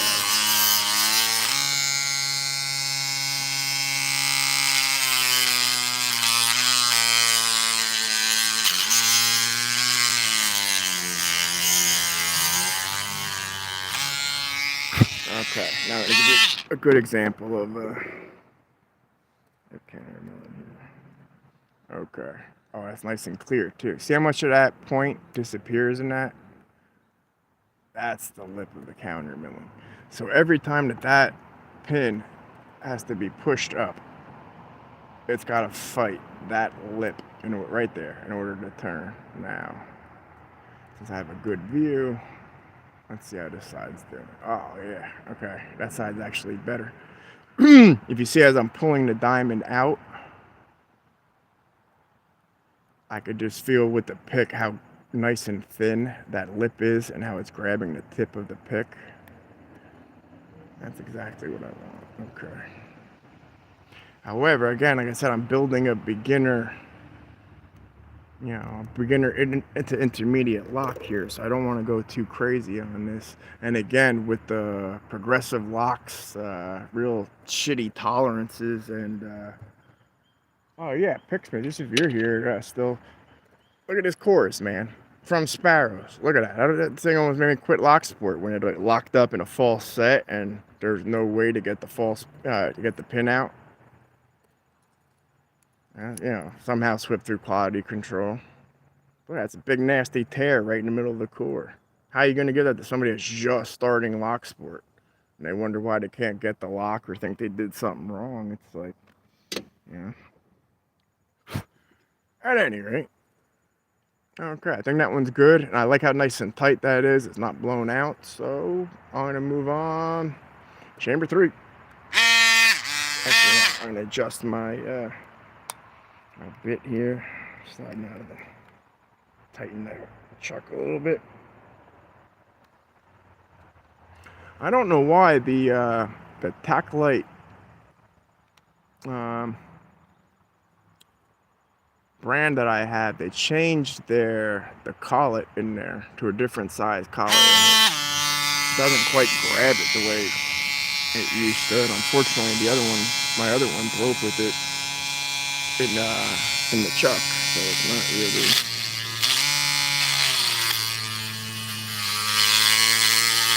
And again, I remind you, these are not 3mm. Like when I put in my Yale pins and I tried to, the Yale recore, it did not work out good at all.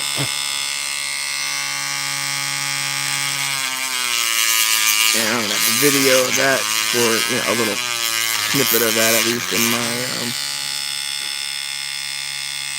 my how to prepare your progressive video.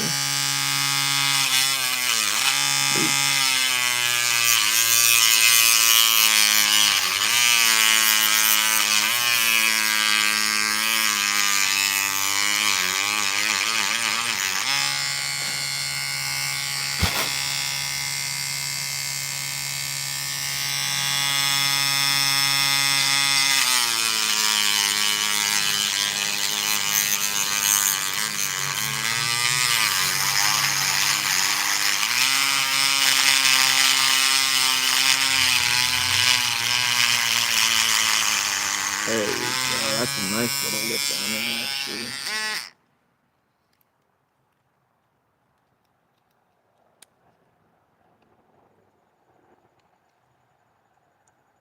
Yeah, that came out good.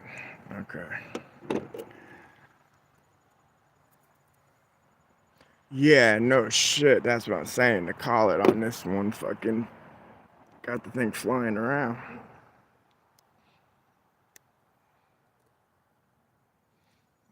Actually, that one flying around came out fucking best.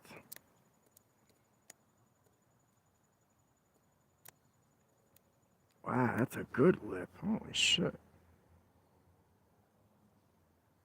Hidden feature of a fucking cheap ass drum. Wow.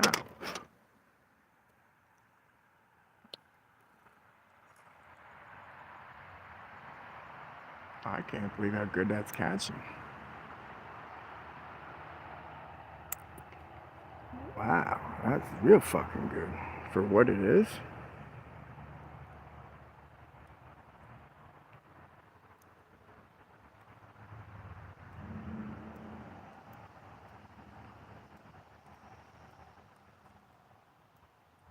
Now, all right, let's see how it catches with a sparrows, because that's really what I'm throwing in there, so I guess that's really what matters, right? This test is gonna suck. This ain't gonna fly no matter how I do it.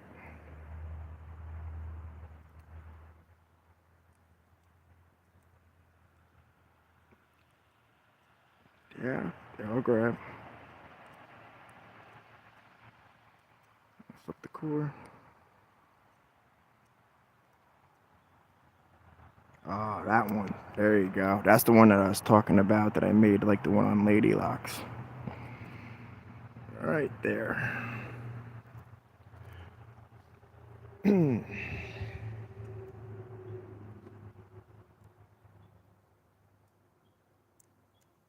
that core is starting to look ugly and scratched. But it is getting effective. I will take it. I just got that last one to test. All right.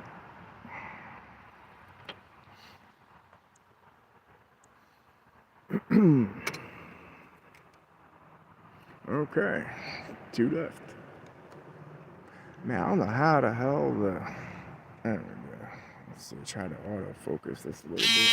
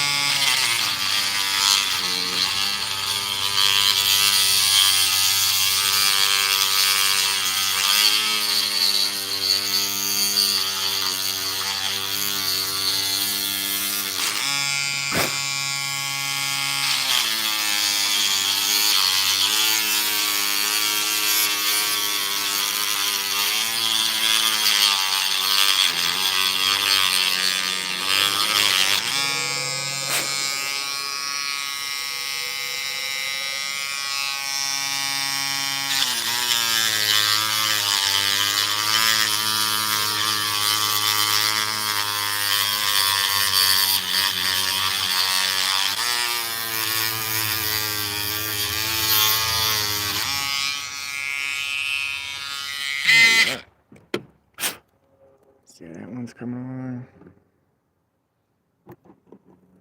Yeah, alright. Alright. Good bite.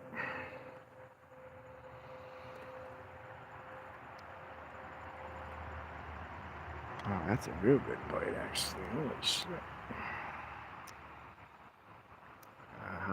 Okay, I need to make that part a little deeper. Okay, well, it does grab. I just need to punch that counterclockwise side a little tighter.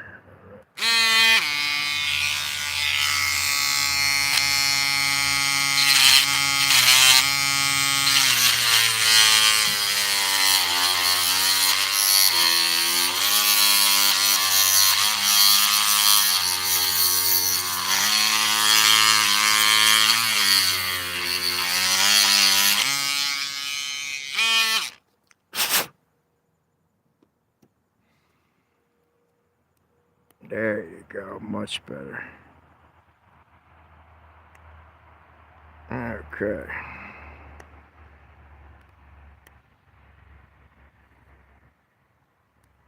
Yeah. Alright. Mess with it, only got one more to go.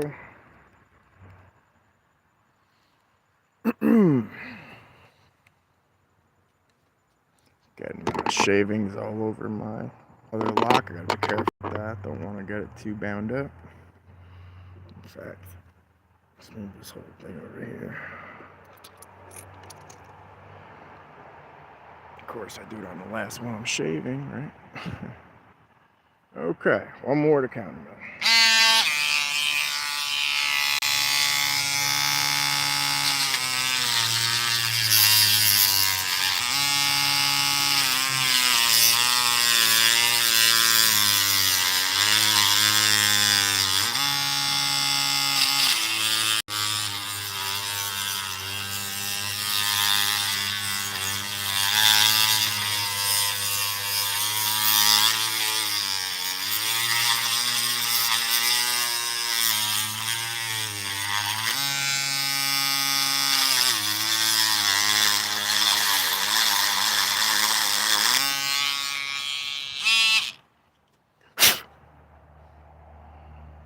Alright, let's see. So I gotta tighten it back up again.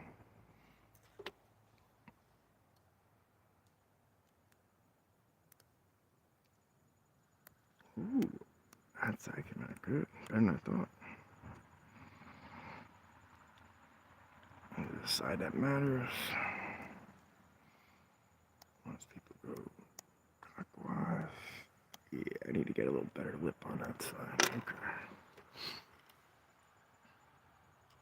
So even if I'm making pack locks or whatever where they only turn one way, I still make all my traps, especially the trenches, on both sides.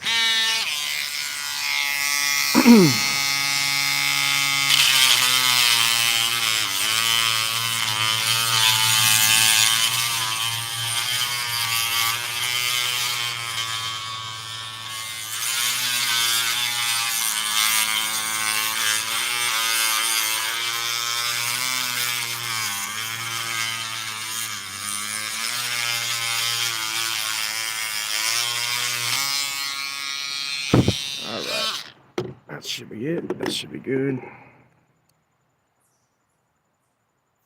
Yeah. Okay, so what I'm looking for again, you see that lip, that right there. Oh, it has to flick out of that hole. That's what you want. Something for that spool to really grab onto. Wow, I always do a much better job counterclockwise than clockwise. Maybe because I'm right-handed. But if you see, that's about how deep the little trench is right there, or undercutting. Now, last one's threaded. So I think we're about ready to throw the Mad Hatter back together.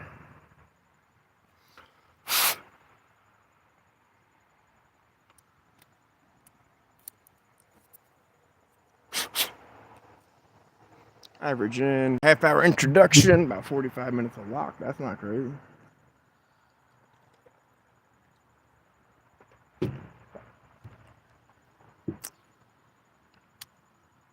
I mean, it is really geared towards the, you know, yellow to orange belt, you know, the point where you're still, actually when you're really first getting into challenge locks, like that's really, I guess if that's what you want to call it, a weak ass challenge lock, but really it's about learning what each one of these feels like, and that's the whole point. And I don't know how Sparrows didn't get on top of this a long time ago. I mean, just to sell you a bunch of cutaways and to be like, night school, alright, that's a cool 101 class. Show me the different pins. And but I mean, I guess if they were really, you know, they are trying to sell products, because if you knew about locks, you'd know you only needed one of those and then the pins, and you could just repin it yourself. But again, I guess that's all part of learning. Alright.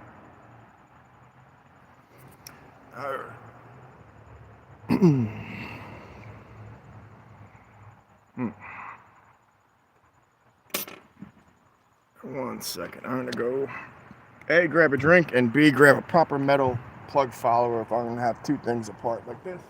2 seconds.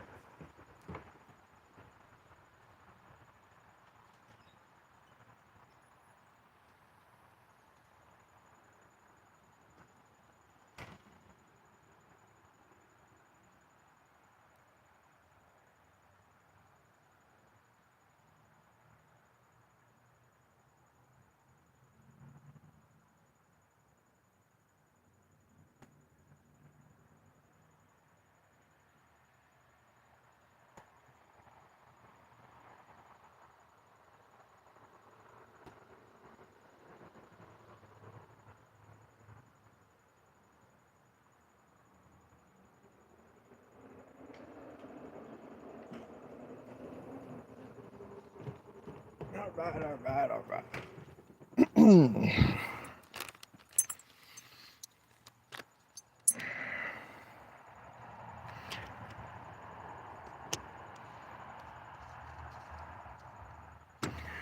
Okay.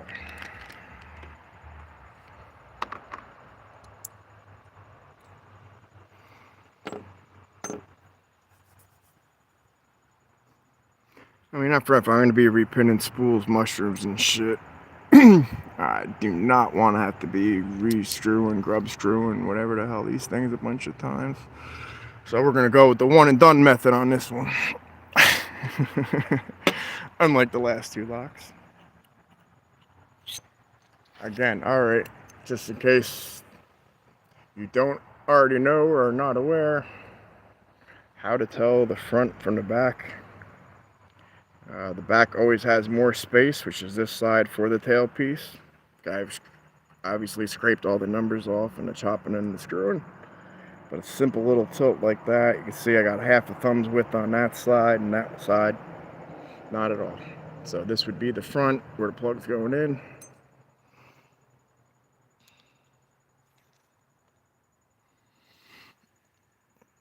First, we got to get the pins in.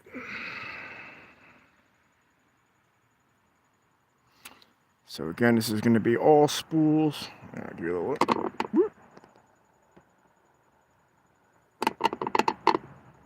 All spools with the exception of the last chamber there, going serrations. And the serrations were already made to the core here, so that's what we're going to be assembling.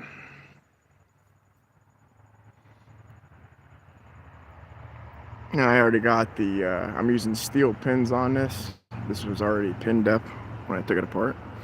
So we're starting on pin 3 and working up to 2 and 1. And with these spools from Sparrows, I haven't really found any particular way to put them. Like one edge, I try to find as I'm putting them in, the sharper of the two edges available. In this case, the bottom. And I try to make that be the one that's engaged. If you see the top part, it has that little tiny bevel to it. But at least that's what I try to do.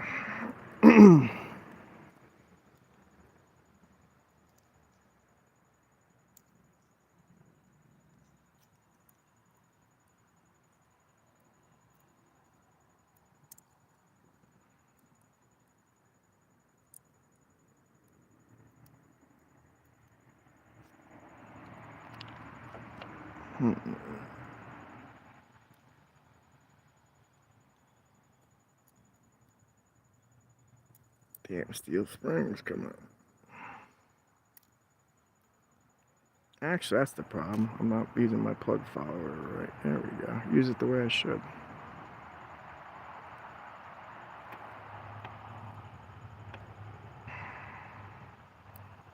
That's the sharp end, so put that one. It's going to be engaged.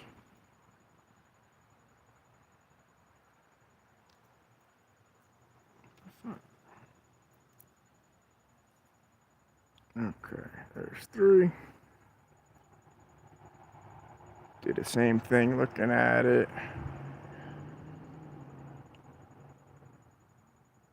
Oh, trench trap, Picksmith. You should know what I'm talking about. The when I dig all the way across the chamber. I believe you made one similar, and you bent all the spools crazy like angles, like you bent crazy curves on your pins so that it would go even further into the trench traps. Let's see, the bottom part's the flat side.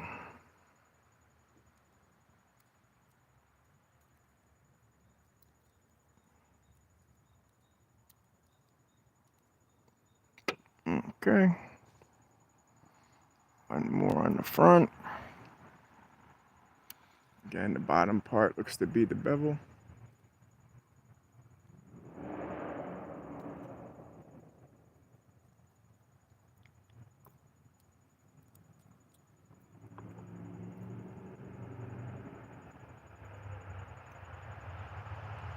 Come on, little guy.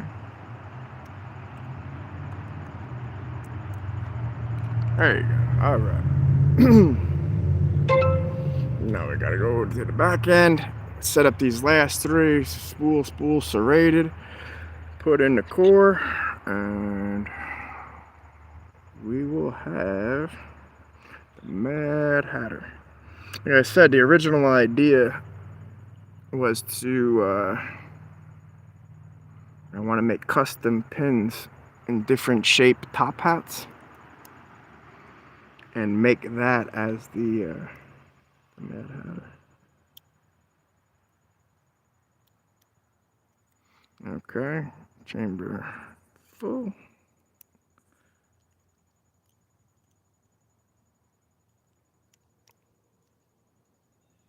Okay, last chamber. Again, remember to make the serrated part go in correct so it's engaged at the shear line.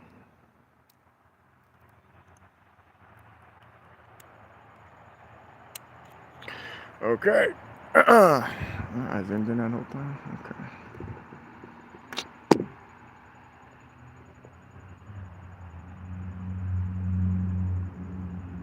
There we go. Okay.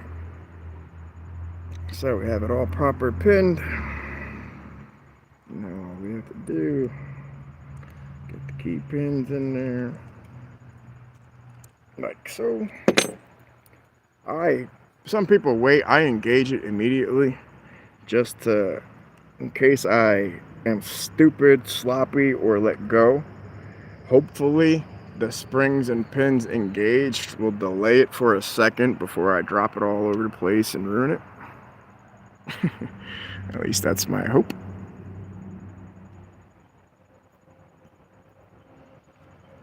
Now I wonder, you know, I wrote a bunch of questions for Lock Noob for him to ask, and ask me anything. And now something, hopefully if it comes on picking time, I would like to ask him. Did he intentionally build the bottle and the cup to be a trap like that? Or was it an accident, and does he know that they don't work in the sparrows chambers like that?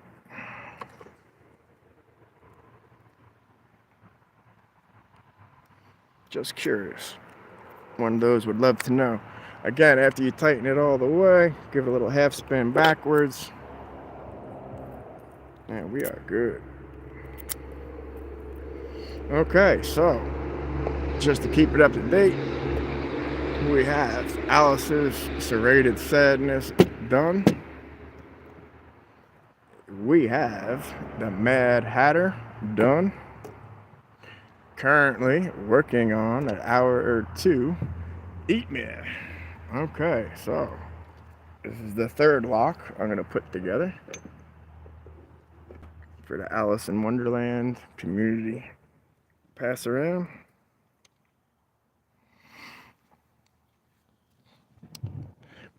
So now this one's going to utilize mushrooms. Obviously, you see the theme here.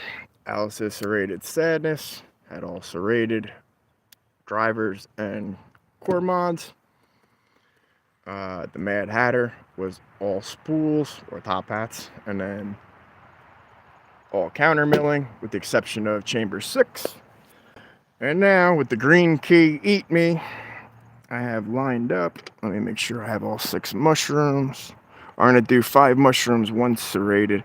I always like to throw 1 solid pin in there just to, stabilize it. But at the same time, thinking about it, hold on now, because I'm going to alternate the orientations of the mushrooms because it gives a total different picking experience. I mean, for the most part, I like to use them kind of like that, where that part catches like a spool while you're picking. However, if you pick it to there and then you're pushing it, it's kind of like a tapered pin, so it does kind of have a double-edged use for it, for lack of a better term. So that's the 5 of those, and then I need 1 more serrated. Okay.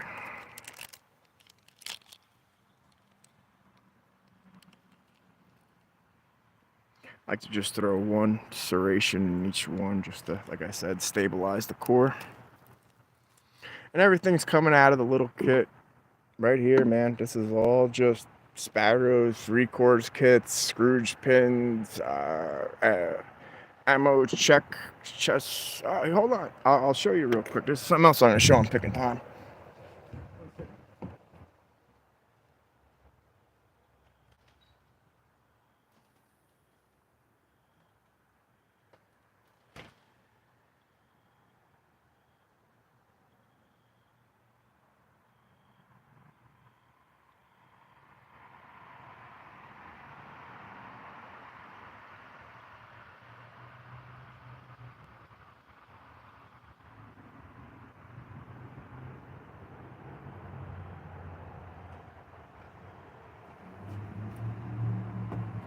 He was nice enough to give me the original ones that he made. So these are, hey, hello Dana. How are you doing today? Hope you're enjoying your weekend. So these are the Lock Noob's original, man. Like made, handcrafted by Lock Noob. Had cubed and then carved the themes in them. And I had there you go, they're in different shapes too, patterns if you look from the top down. And I had seen him holding this check one in it's called DEF CON, when he's talking to lockpicking lawyer Deviant Olam and Bosnian Bill. And I kept seeing this in Lock Noob's hand, and I was like, oh man, dude, that check pin's so cool, like that cube. And I'd hit him up from time to time and be like, hey, are you going to produce those? Are you going to sell those as merchandise or as swag or like whatever? You know, I noticed he had stickers and shirts and stuff. And he was like, no, actually, no, I'm not going to.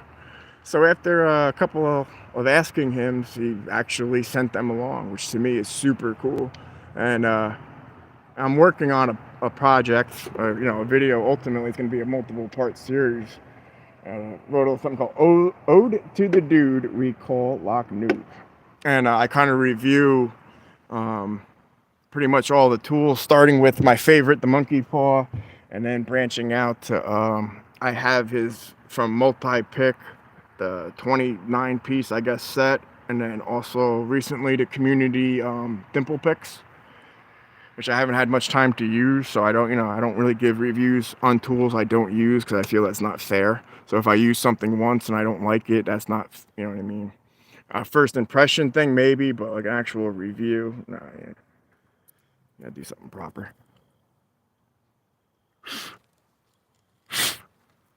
All right. Now, where did I put that cord holder at? There we go. Lockpicking Dev again was cool enough to print me out a clear 3D printed cord holder. All right, might as well dump the pins out. And again, I made every one of these to 6-pin.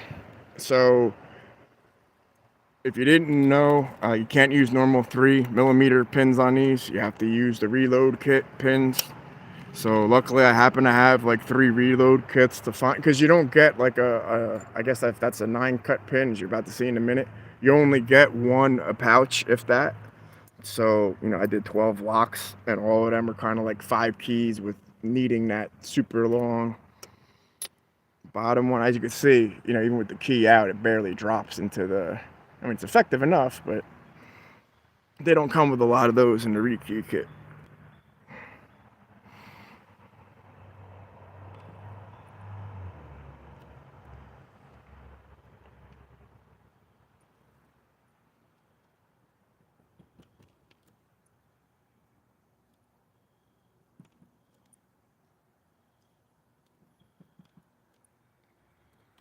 Okay, so it was all dumped out nice. Wanted to be friendly. And like analysis serrated sadness there, I used a variety between brass and steel springs, only because that's basically all just serrations. So I wanted to give the person a feeling of different tension, as opposed to just being familiar with the same repeated tension, spring after spring, chamber after chamber. So I kind of switched it up, where in this one I think I'm just going to drive them all with steel springs to try to engage the mushrooms as much as possible.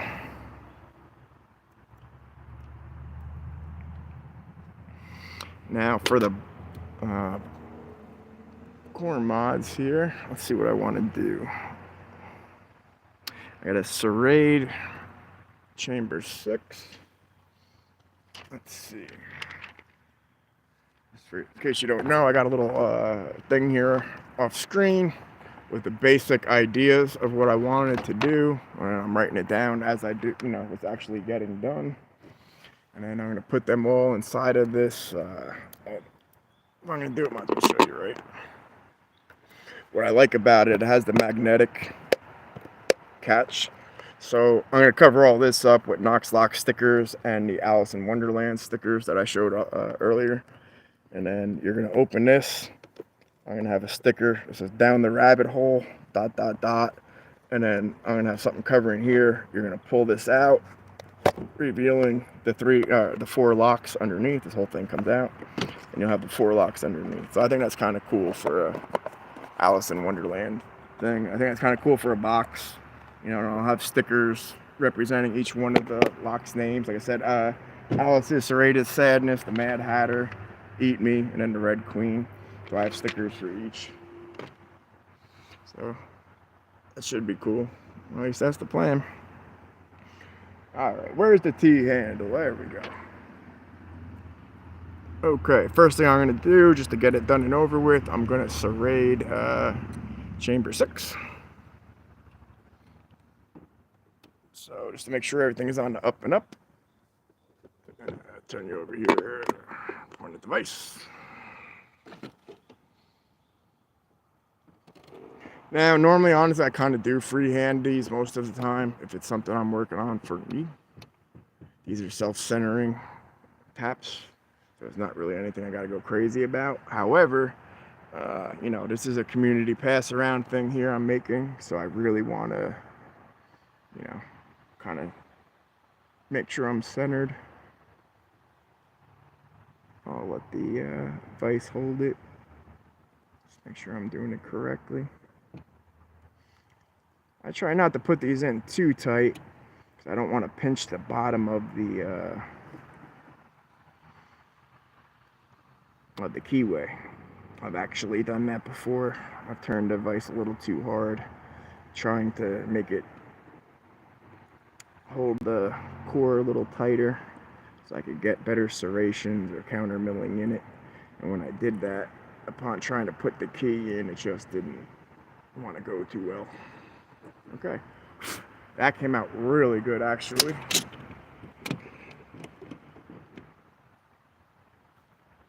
A lot better than I thought. That's really good serration. I tooting my own horn here, but alright, let's get back on it. Sorry if that just gave you vertigo or some shit, but yeah.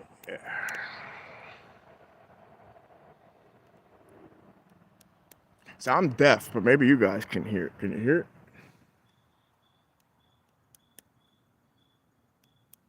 I can hear the last pop. Pop. I can feel the clicks.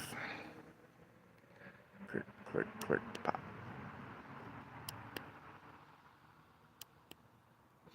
Yeah. All right. So now I was thinking, okay, the serration, let's focus on the pad I'm working on.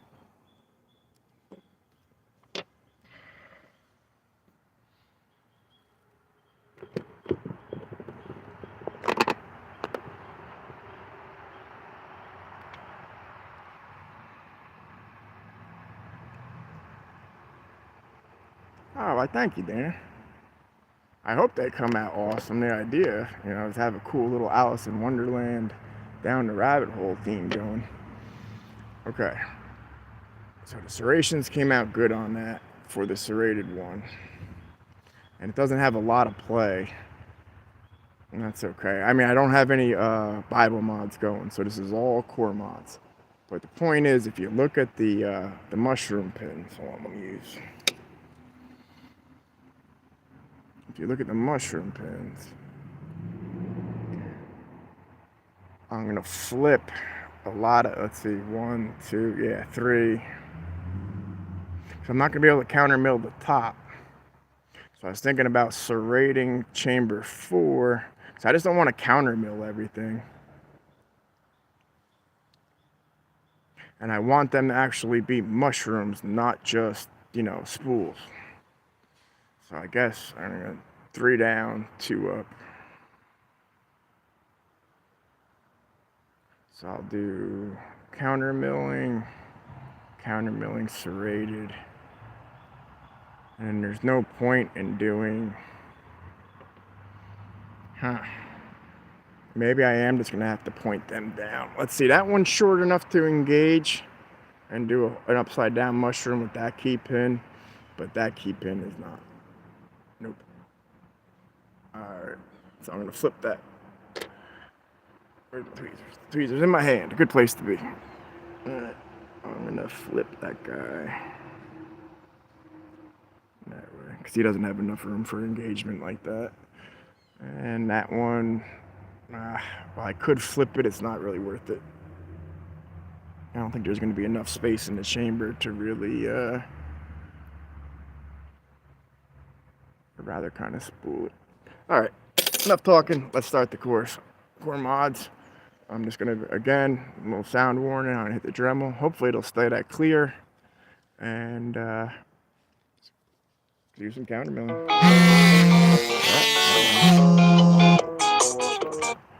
Apologize, phone call. Sorry about it. Here we go.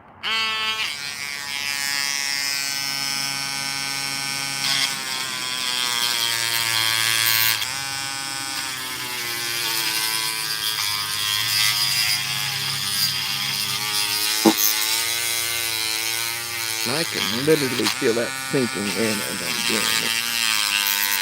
There you go. Look at you. I know you guys probably just see ships flying all over the place.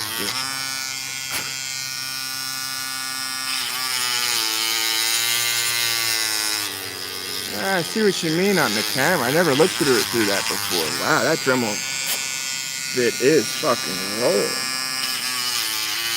What the hell causes that?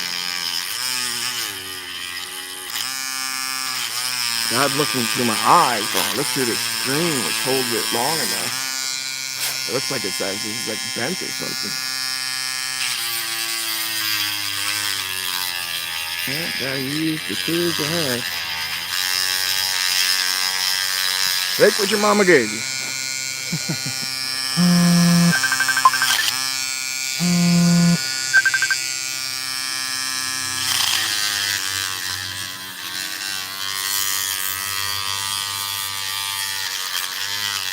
There we go. Get a nice cut in there. Alright, let's give it a little test. Thanks for coming by, Diggs. You have a good night yourself, and hopefully I'll catch you tomorrow at picking time, man. An October celebration, brother.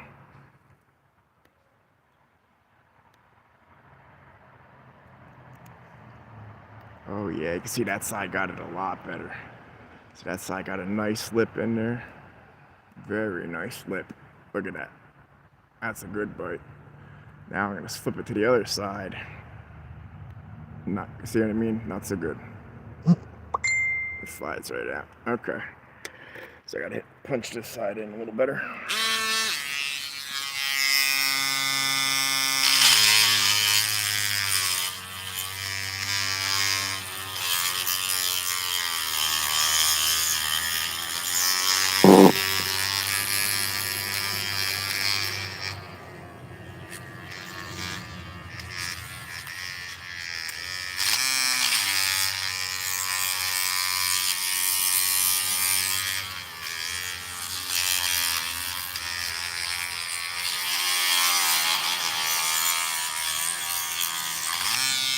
Alright, let's try it now. That should be a good bite.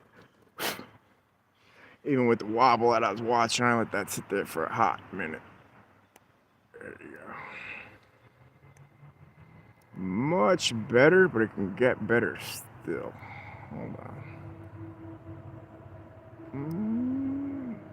That's the good bite. The question is, on that corner is a little weak. I want to make it better. Yeah, of course I do.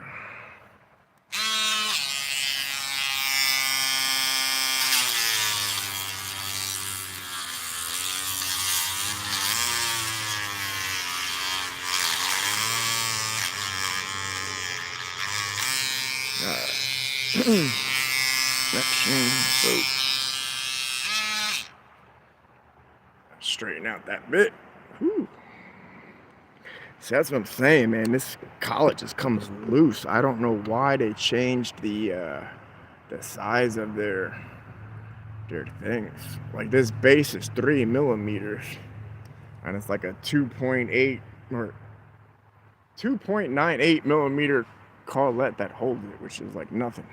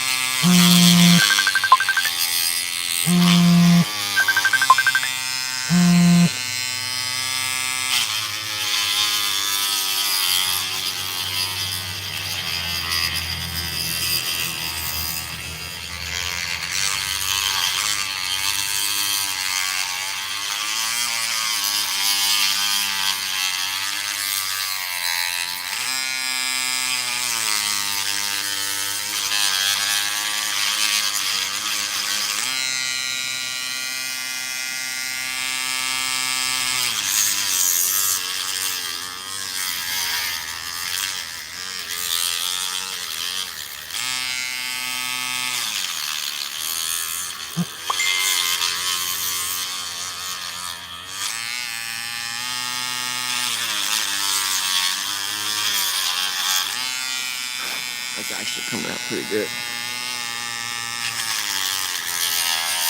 I know that bit's wobbly as shit right now. I'll fix it in a minute, but it's also doing really good work.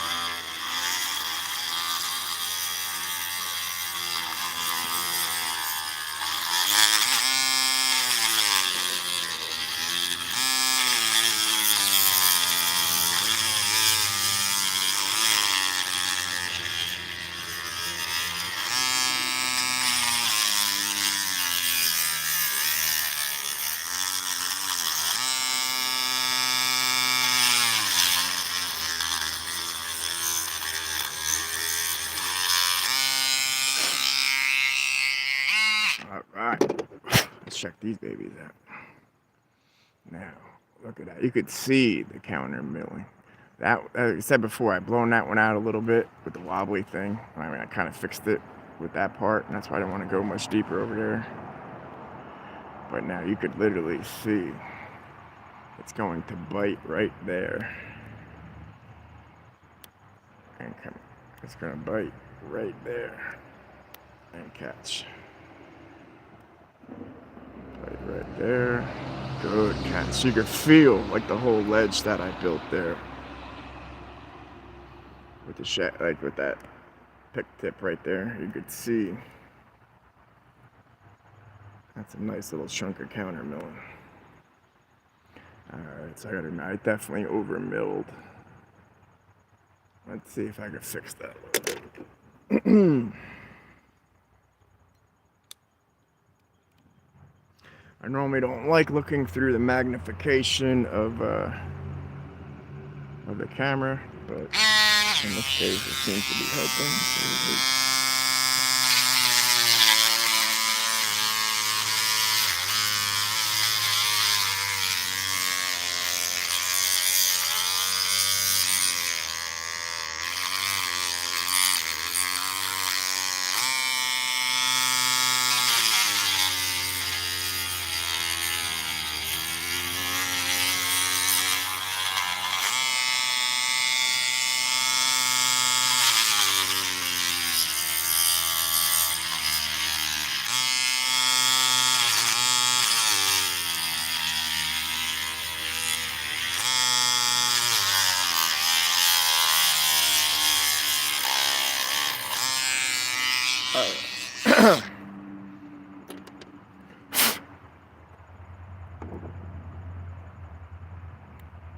Yeah, that's more like it. Much better.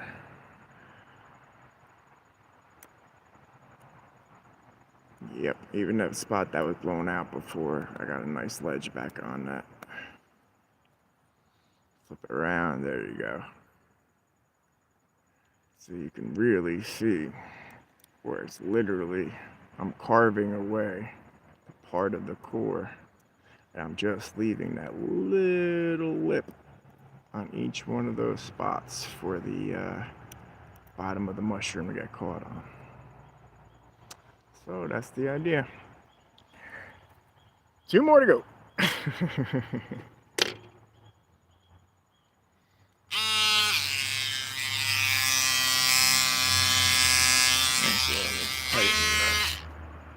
Call that again before I start a whole other thing.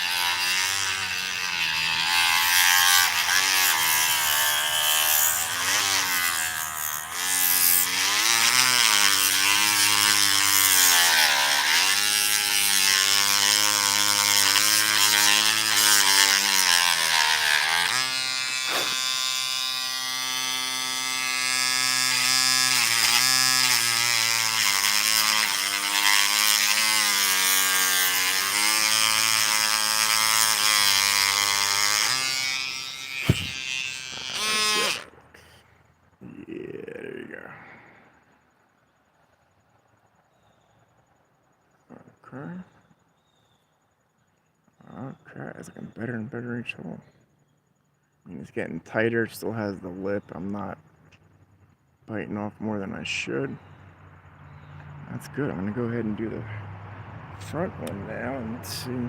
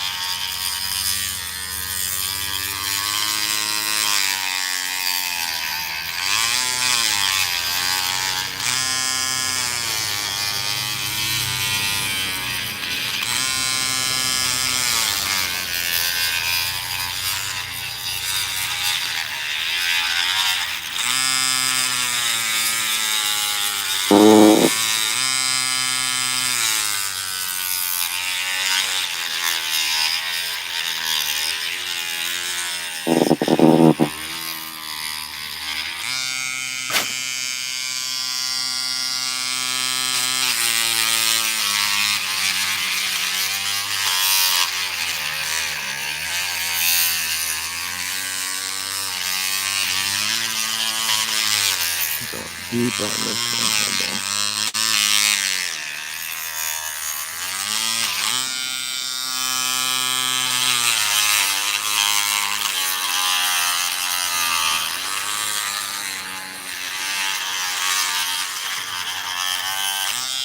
I don't want to fuck it up. Let's see how we come in.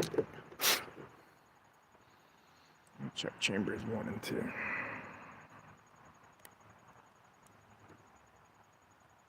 Okay, that's good.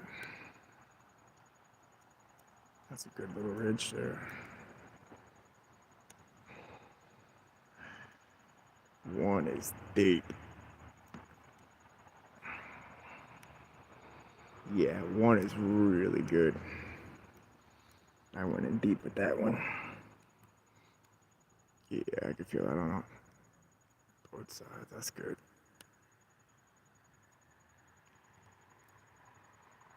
Nice slip on that one too.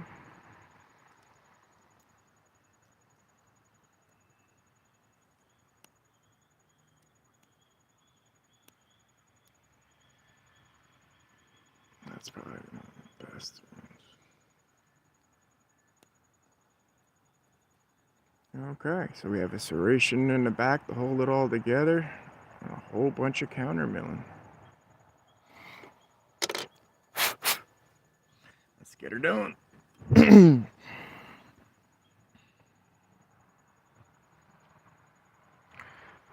after I get all these together, then one by one later I have to take them all apart, rebuff them, and sand them.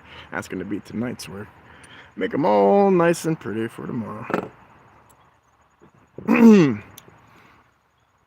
me show off what I have done for tomorrow, and then hopefully release them to the community shortly thereafter on Lockpicker 1969's channel.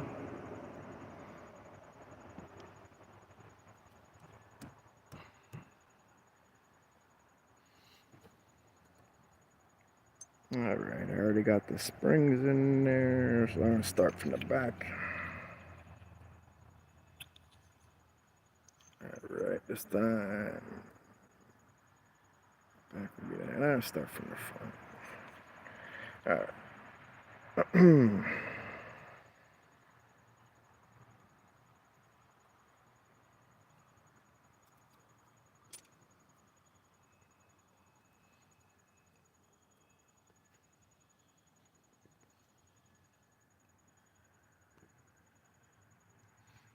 Okay. So chamber number 1, we're putting in a mushroom. Spool side. Oh no, I forgot I'm going with chamber 3. Oh, same difference really.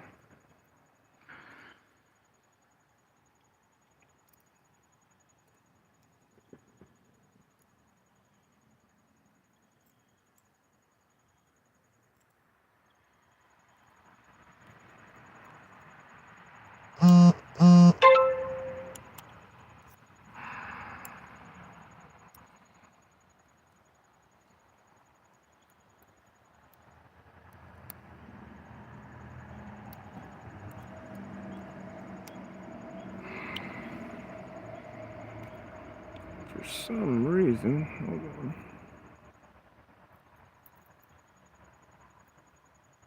Why is that pin not want to go down? There we go. Okay. Now we're going to do the upside down one on 2.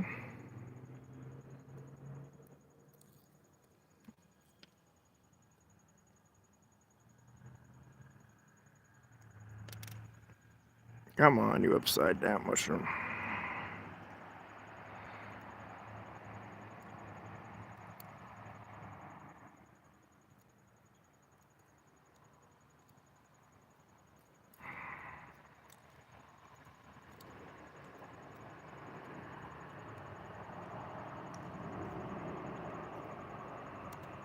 Okay, then the front one, we're doing it spool to the shear.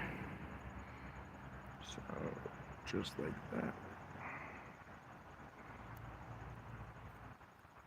I'm trying too hard to get it on camera.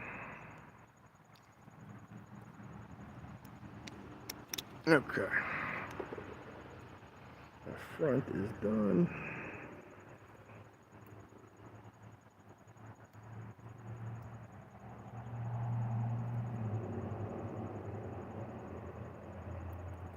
Okay.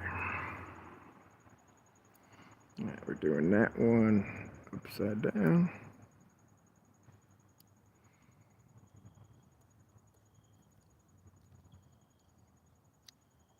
I like that side of the follower so much better, so much easier to load. This one's gonna be a spool. And this one, make sure the serrations are in effect.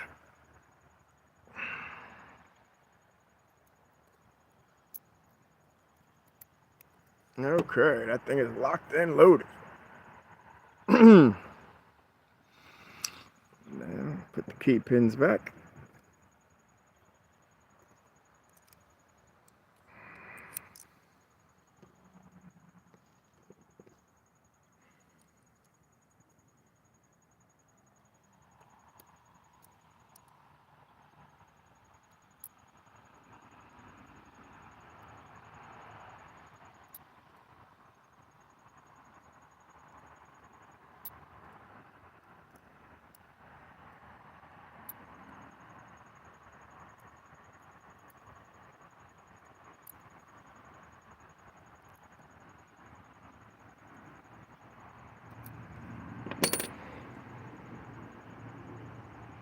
Okay. We have a good shear line. All 6 pins.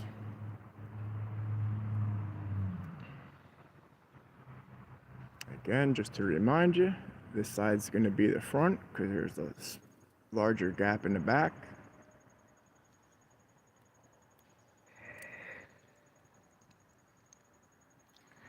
Keep it on an angle. Turn it to engage it. Hold it in place.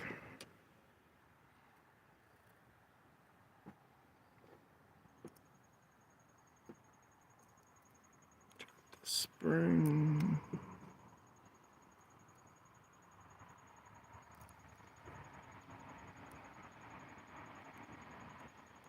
Okay.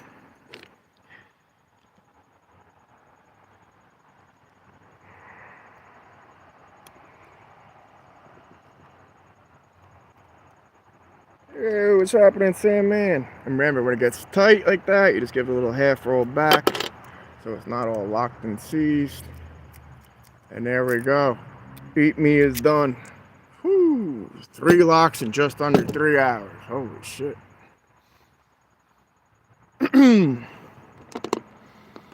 So, okay. We've got Alice's Serrated Sadness done. Alright, so that's from School of the Hard Knocks, being a part 2 of where Sparrows left you. So rather than your cutaway, you now got core mods and serrations in there to learn it.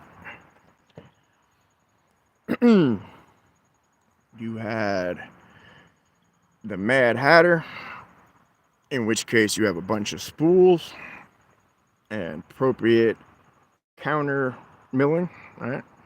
And last but not least, eat me full of mushrooms and appropriate counter milling. So those are 3 down out of the Alice in Wonderland themed community thing I'm going to be passing around. And the last one I have to do is the Red Queen. Now this one's going to be a pain in the ass because this one's all the check pins. So I have a couple of them as key pins and a couple of them as top pins. And like I said before, and I showed the many flaws of the progressive locks. So I mean, look at that, dude. Like, top pins get stuck in there and shit locks up, binds forever. So if it wasn't, chopped and screwed, how would you want to do that when the top pins fall into check pins, especially? How would you do that? You can't. That's how you do that. But yeah, I got a bunch of different quality control tips when the video comes out. Even as far as something simple as this, man. Taking a pen, and this is the 1000th grit sandpaper. So when I pull the cores out, I'm shoving this all up around there and scraping all types of stuff out. Now I understand that it is graphite lubricated, but I'm saying even beyond that, I make sure these things are as smooth as possible. And just to remind you, the things you can't use in here are 3mm pins, and you also cannot use that little binding set right there. So that's from the Scrooge kit, but you cannot use, like I said, I was using the bottle as a key pin and the cup as a top pin. You cannot do that. It will bind the core, it'll seize the lock. I didn't know this at the time of making them, like I do now. I have to use pretty much their serrated or mushroom things as opposed to homemade. I'll show you an example. Here's like my homemade little spool. Obviously this is just the key pin turned upside down and hit good with a file, but at the same time I really did put a good lip on there. I can't put that in a Sparrows lock. I really can't, or at least not with a mod, any type of core mod to it. It'll lock up, it'll seize. It's too long of a pin, and that's a too deep of a cut. So just to show you Sparrows pins, like I have to use, if you notice, I'm using the rekey, each color, and I've pinned each one to 6, and then if you look at Sparrows, they have very rounded spools. You still have, that last little lip to overcome on each side, but they're rounded for a reason. Like I'd got in touch with them and wondered, how come nobody, I'm not a rocket scientist, so how come nobody's done this before? And how come this doesn't work? And I tried to repin it with the Yale Y1 core with a real key, and the 3mm pins wouldn't even drop through the warding. And it's because they don't use 3mm pins, and they have to purposely round the spools. And that's another reason why really, let's see, do I have a check one? I don't anymore. I use them already. The check pins, if you notice, even their serrations aren't as deeply cut or as good as serrated as the standard ones that you get in the security pouch here. These are just their standard security. But these have better serrations than the stack of checkers if you check them. I guess that's so that they don't get wedged up in there or binded in there too. That just makes sense to me. But all right, we got 3 done. And yeah, this one's the first challenge lock that I made out of them. And even now, I'm feeling whenever it locks, it does not want to start up again nice. So there's something that's jamming that shear line up. So let's take it apart, find out what it is, find out if we can either A, smooth it out, or B, help improve, make it a better trap if that's what it is. If it's gonna be a trap, let it be a trap. Nah, I don't need to do that yet. Not at all.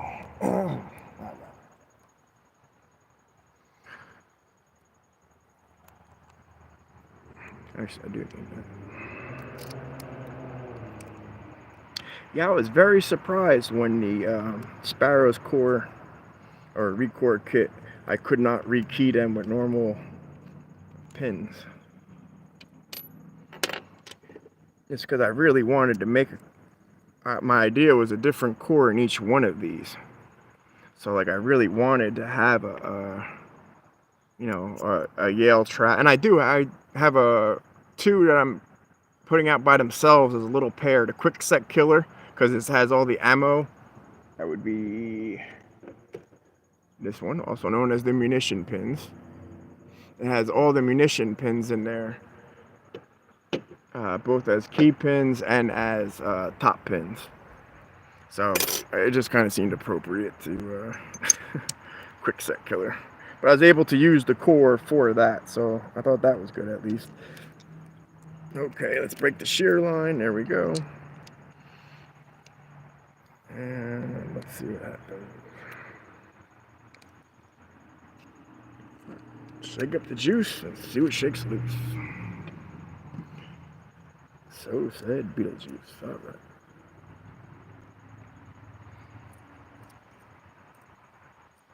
Okay. That all looks okay.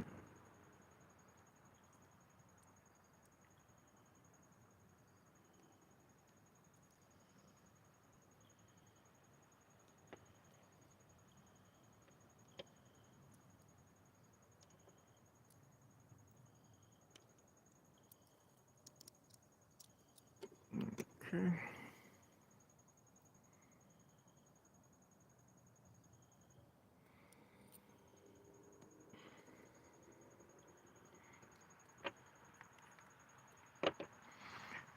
Okay, let's see what I put in the top. I honestly don't remember. I know that they're the check pins, but I also remember I had a couple of them. That's right. I remember that. I keep forgetting about the tolerances. After I got the email back from Sparrows as to why certain aspects kept bricking or kept jamming. And then, yeah, okay, here we go. And they explained to me there's smaller cuts even still too in their keys. So it's like if a normal sledge, I guess, has, well, it's not 1 to 0, I guess it would be 0 to 9.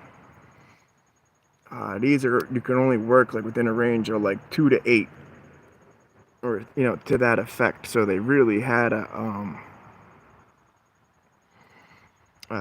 less of a, I don't want to say tolerance, but less of a functional zone. So like once you did something different, it was real hard for the mechanism to not jam up and get blocked. And the whole point is to create a challenge lock somebody can open, not just something random to be bricked up and locked up somewhere. Okay, so I did have a good combination of check and chess pins up there. Well, they're the same set, so I can see what I did there. Let me see if I can what mods I would want to do to that. I mean, really, I'm just looking at a bunch of, oh, no, that's not true. Okay. So I got 2 serrated, 2 counter mills, 3 counter mills. Actually, you know what? I might want to, that's a very short pin, so that has room to fall. I might serrate that one. That is a sharp edge. And not much of that checker stack's really going to be engaged with that long of a key pin. And the same thing with that one, but at least that got the sharp edge on it there. Yeah, a lot of these got deep cuts on. I mean, I guess that's the style of the key that you're trying to learn. In case you didn't know, the sparrows, there's a point to the color system. So the blue is the most flat and rakeable, and it's supposed to be 5-pin. The green has the high, low, high rhythm to it. Again, it's supposed to be 5. I mean 6.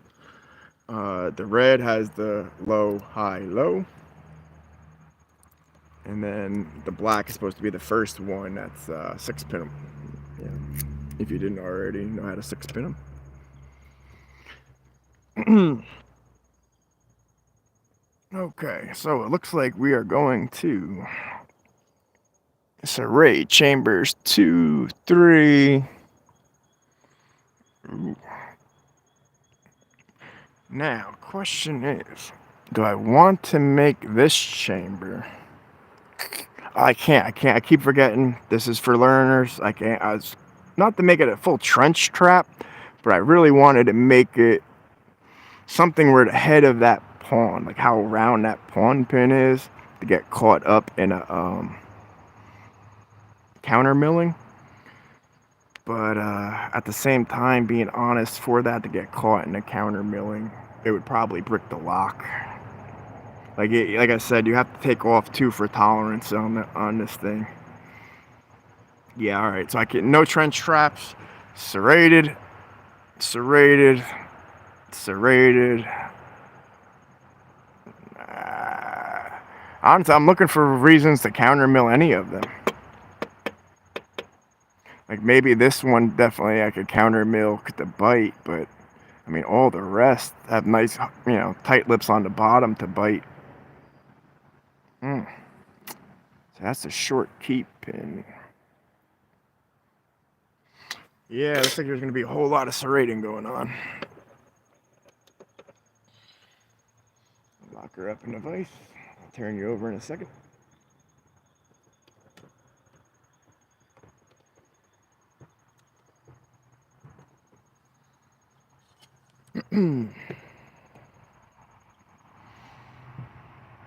Let me get a good look through the camera at these babies.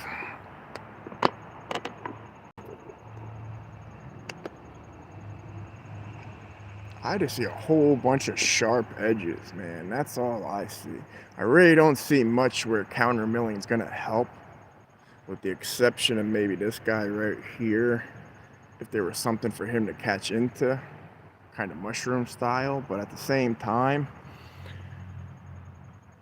I don't see how if I, full serrations would grab the same things that they were grabbing anyway. So, all right, over to the table here. We are definitely serrating from back to front, so I am going to start with chamber 6. Let's see. I apologize, my hand's blocking it for a minute, but that is how I kind of hold it straight. I mean, yeah, it is self-centering and all that, but yeah, trying to do a community pass around here. Show off my handiwork. Don't need to be all fucked up.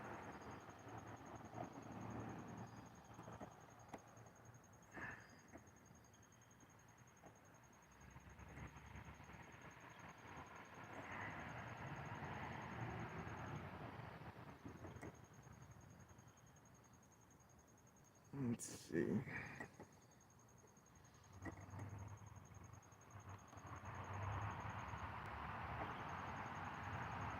I don't know why that's slipping in my team.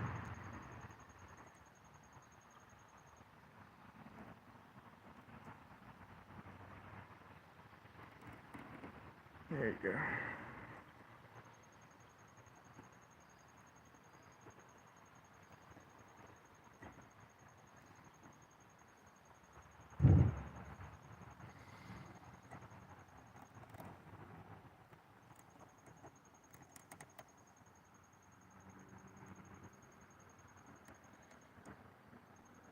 Okay, wow, that's super tight in here. I dug that way deep. Like that went through the warding and everything. That went way. way down there. All right. Let's see, chamber 2. All right, that's the next one's the only one I'm not serrating. Okay, skip that one.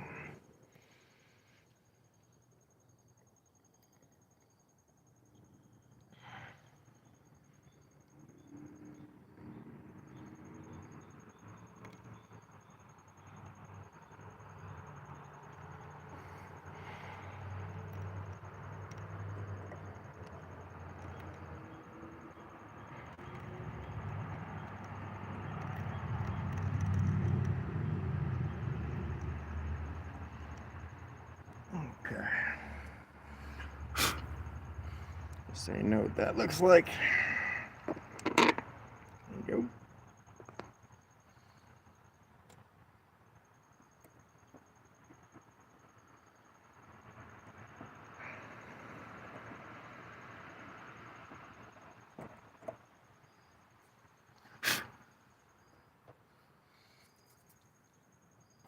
Okay, so I done 5, 4, 3. Yep. Head on down the line.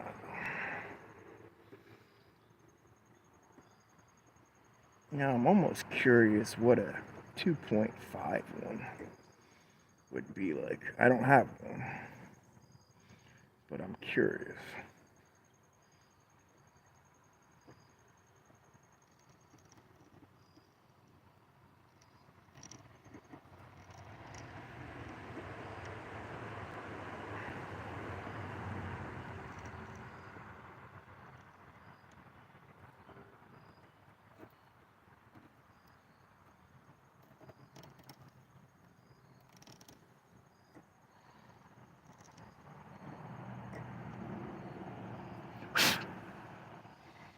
All right, back it on that. Normally I don't drive them this far and put a warding like that, but it seems to be the only effect I'm really putting on this lock. So besides the one chamber I'm counter milling, I want to have nice deep serrations for the whole thing to get caught on.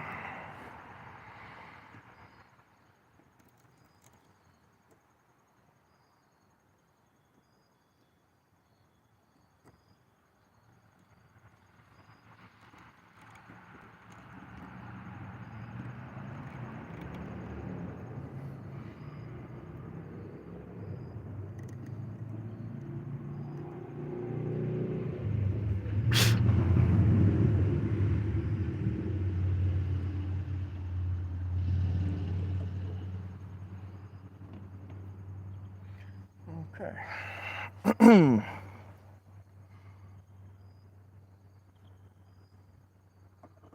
See, this was the one I was thinking about counter milling just because of the pawn, but being I'm putting it in upside down anyways, it's not really gonna affect it.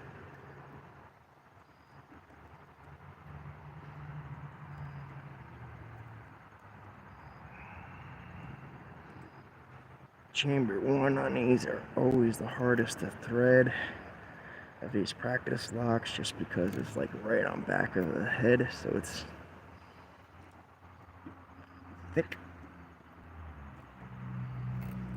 thick-headed, I guess you could say.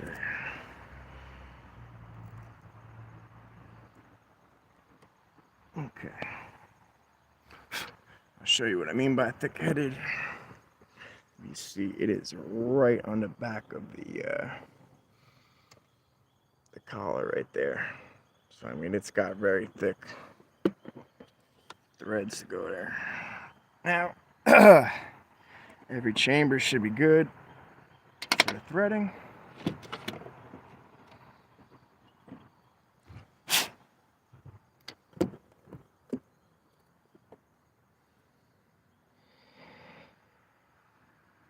There you go. Thread, thread, thread, thread, thread. Now that one's going to be counter milled real quick.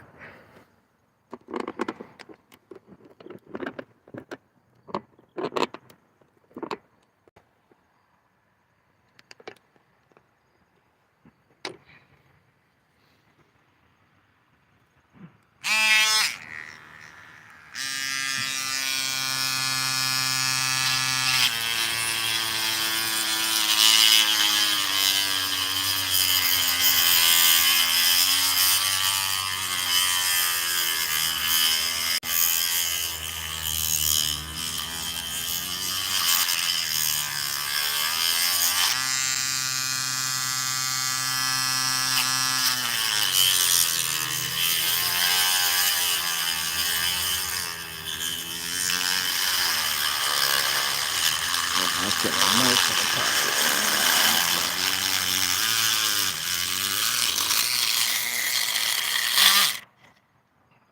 Came out of the fucking thing again. Says I can't push it that hard for some reason. Alright, let's check out how it came out. Ooh, that is good. That's a nice lip in there. Let's see how this side came out. Ooh. Alright. I say I need to hit that back spot a little tiny bit more. Other than that, that's a nice rut in there.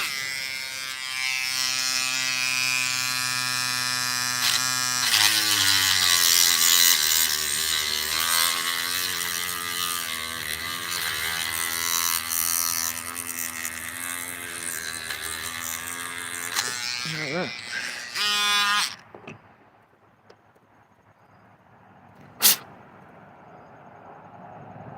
There you go. I did clean it up nice. Oh yeah. See, that's a nice lip. That's a hell of a kiss to get out of there. You ain't leave him out a firm hug. Alright. Let's try that way. Hey, steady camera.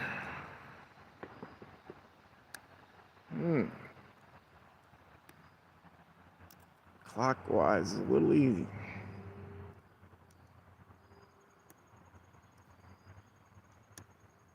Counterclockwise. Much harder.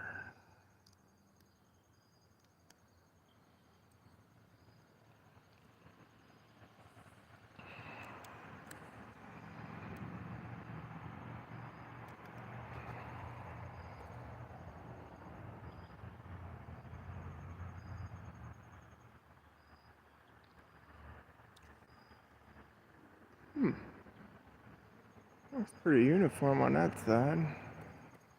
What I'm doing, I'm looking at how the cutting's going. I said it seems to be slipping right there, so I might need to get a little deeper. Okay.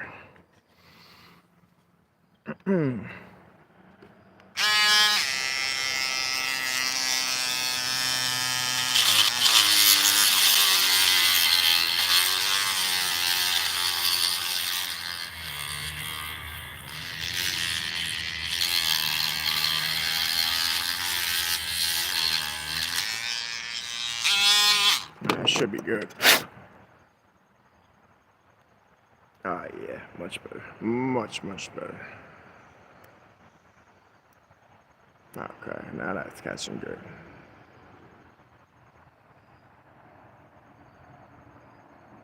Yeah, much better. Okay. Core mod's done. P back in.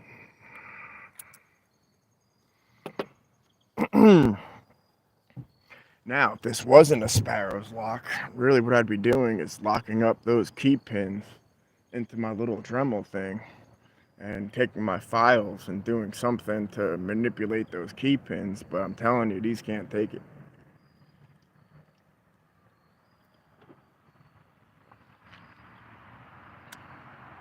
Sorry, 3-hour noodle hydration.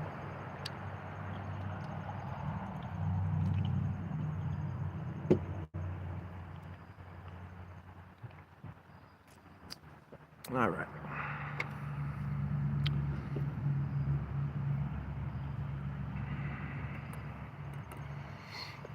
Yeah, see what how deep the serrations are and how long that key pin is.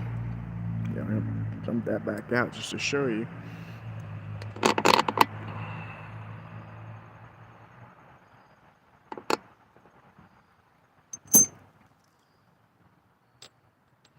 Okay, when you look at how long that is, I mean, I really could have done a whole lot of serrating on that to where it would catch on there. So if you were trying to push that up the whole time you were pushing, you'd be fighting that to get out. But like I said, in these sparrow locks, you really can't do too much as far as key pins. I'm still tempted to do it, man. I don't know. Maybe I will. Not right now. Now wait. Oh, okay. I want to make sure that wasn't a bullet from the munition set. I do have well, after I'm done with the Alice in Wonderland one, I'm gonna do the 2 killer stream, which is gonna have the quick set killer and the sledgehammer, and that one I just switched out the cores for a quick set core, and then the other one's a standard sledge, but I use different key pins on it. So every pin in there's modded or something different. And I had to really work with a different variation of Sparrow's pins to make it work. Like I said, I couldn't use anything 3mm, and even Sparrow's own pins from the reload kit on there, I still had to file down certain sharp edges just because they were catch and grab, and you know, can't be having that. Okay.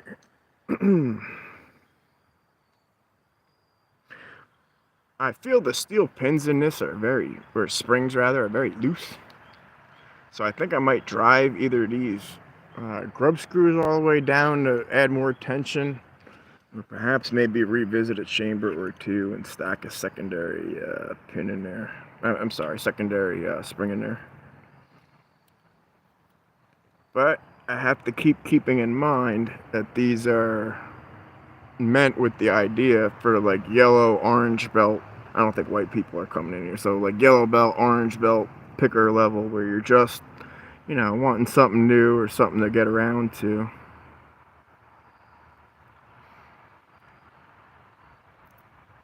Oh, wait, hold on. I'm doing that backwards.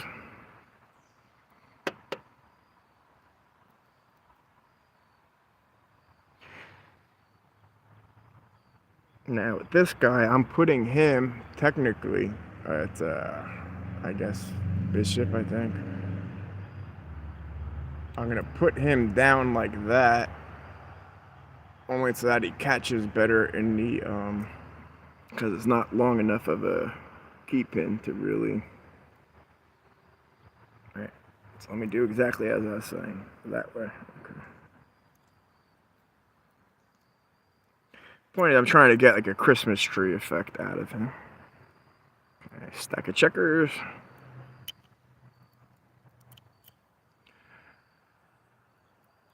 And I'm definitely putting this pawn upside down, because I want that to get caught in the serrations, not the bald round head.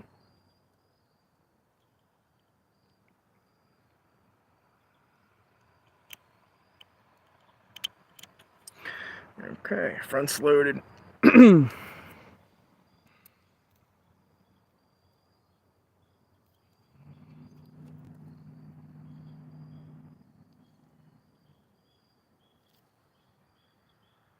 Okay.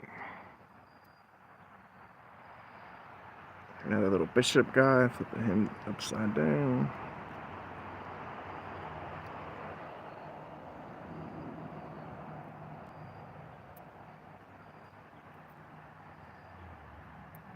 This guy I'm actually flipping so that the cuts, you see those on the bottom? There you go. I'm putting those serrations in action. So when I put it in the chamber, hold on. Actually glad that drops, you can see it better. Okay, if you see this side here has a cut lip on it. That cut lip is what I want to engage with the serrations. So that's the part that's going to be popping out at the shear line. Hey, Terry, what's happening, brother? What's funny, a bee was just chasing me before. Hey, Terry, bee picking had called his friends, they're attacking me.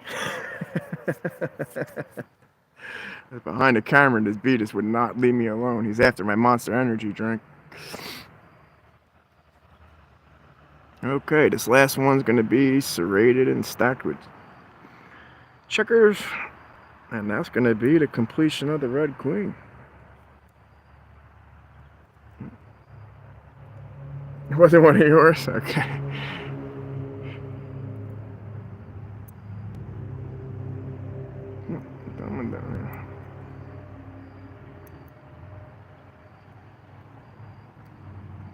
There we go. Okay.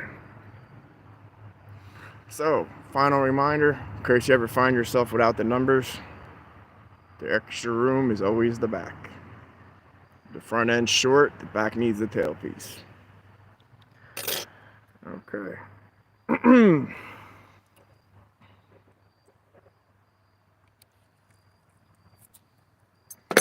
Again, I always try to engage it just in case I get sloppy and drop it or shit falls somewhere.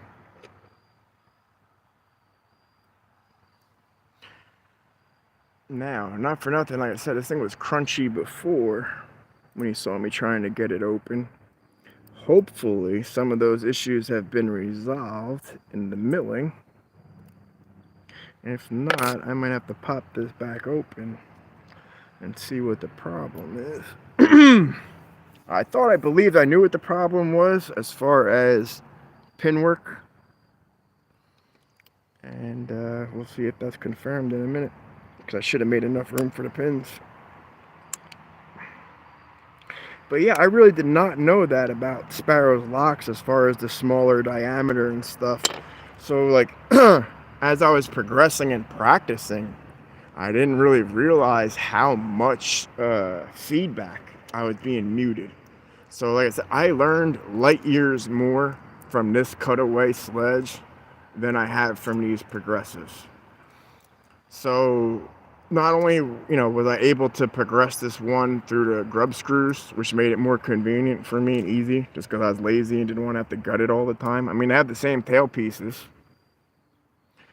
They're just as easy to gut, but I just like learning, seeing the verticals, seeing my pick placement, seeing how the pins interact with each other and the core mods. I never made any Bible mods to this one, but I have swapped. It does, like I just showed you, it does take these cores. So I've been able to put different cores in there and just see how they interact.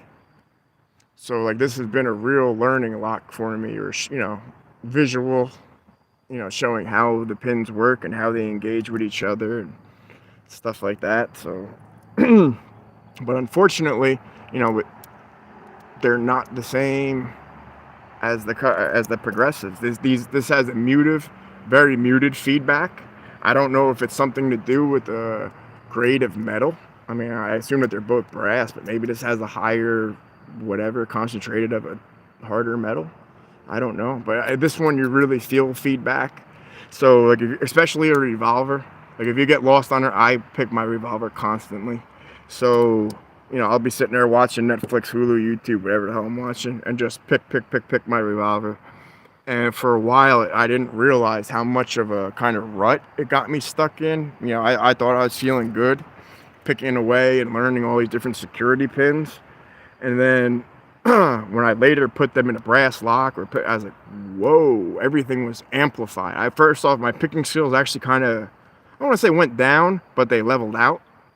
And then I had to learn how to like hear proper feedback amplified through steel locks, and then other copper brass locks besides the ones from Sparrows.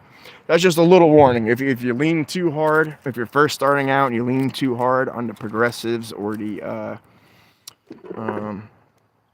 revolvers, you're gonna have a little blowback action as far as your progression. So you definitely want to keep other locks at hand, and you definitely want to, Lock Noob has a very good saying I adopted. Never pick the same lock using the same tools twice. So even like when I'm picking my revolver constantly, I'll switch out a tension tool, I'll switch out a pick or something every go around. So it's not every open, but I mean every go around. So every 4 opens, I'll change the tension tool. Every 4 opens, I'll change a pick. I would say change the lock, but then I wouldn't be picking my revolver. But it's something to that extent. And it just keeps you from getting too familiar. I learned, when I thought I was getting good at locks, that I was really just getting good at sledge locks. And then when I moved over to pack lock and American lock, basically the 2mm format. Yeah, that's when I really started getting my butt kicked and learning a lot more. Let's see, I'm trying to wrap things up. Ultimately now, I have 2 things left to do before tomorrow.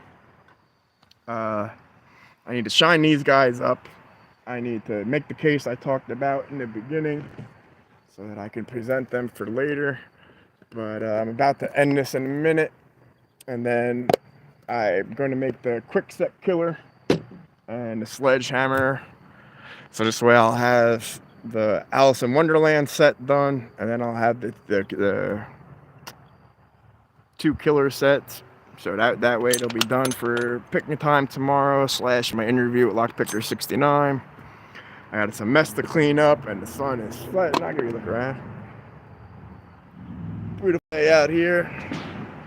I would say in Knoxville, but that'd give the impression I'm actually in Knoxville, and I'm not. It's in Knoxland, whatever you want to call it. So, I'm going to clean this up, go grab 2 other locks, and hop back. Thank you, everybody for tuning in. I appreciate any views, especially your comments, likes, shares, any of the such. I just passed 300 just a couple weeks ago, and I thank Picking Time for that, for constantly having me on there, as well as Lockpicker 69. I appreciate the interviews and the shout outs. We really do. I feel we really do have a cool little community over here at Picking Time. I'm happy to be a member of that.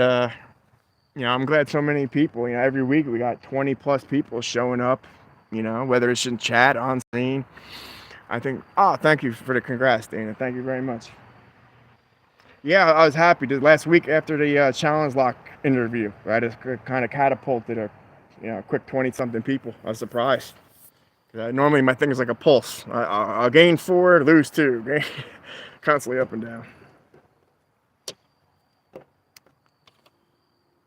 But yeah, I have a couple ideas as far as I have a Grand Theft Auto bag that came with the game. It's just like a bank bag with a zipper, but it does have a lock on it. So my idea is for a community pass along, the lock to open it, obviously, you zip it open, and I was just gonna throw one of each, not of these, but of an actual like Sledge, Yale, Quickset, Arrow, something of that extent, and then just throw it in the bag. So this way you'd have 5 locks to pick. I thought that'd be a neat community pass around. And then Trucker just hit me up yesterday. We're doing the 7 dirty words of from George Carlin. So back on TV or radio, there was like the 7 forbidden bad words. Oh yeah, actually I literally just finished up the Red Queen here. Yep. So that's the Alice in Wonderland set that's wrapping up.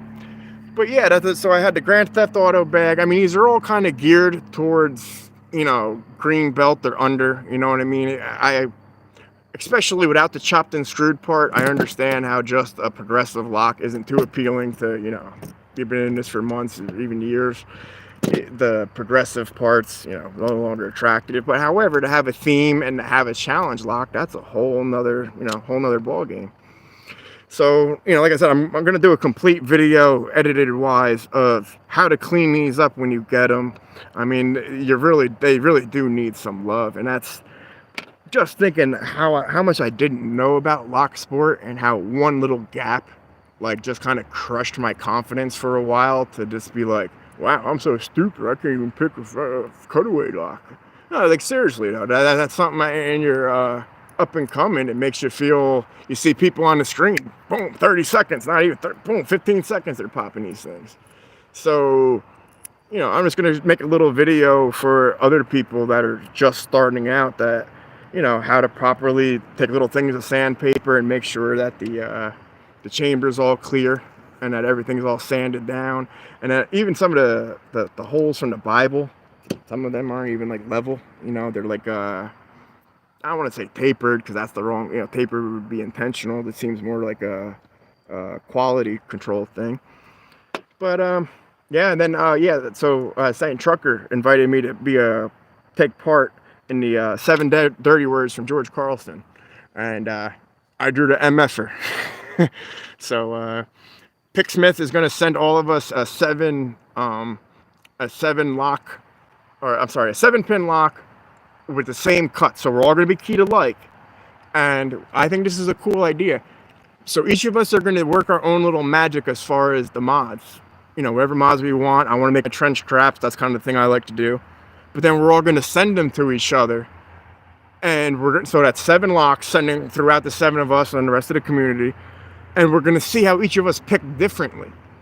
Some people pick, clockwise, counterclockwise, top of keyway, bottom of keyway, round hooks, flat hooks, so many different ways. And there's so many different ways to get feedback out of the lock.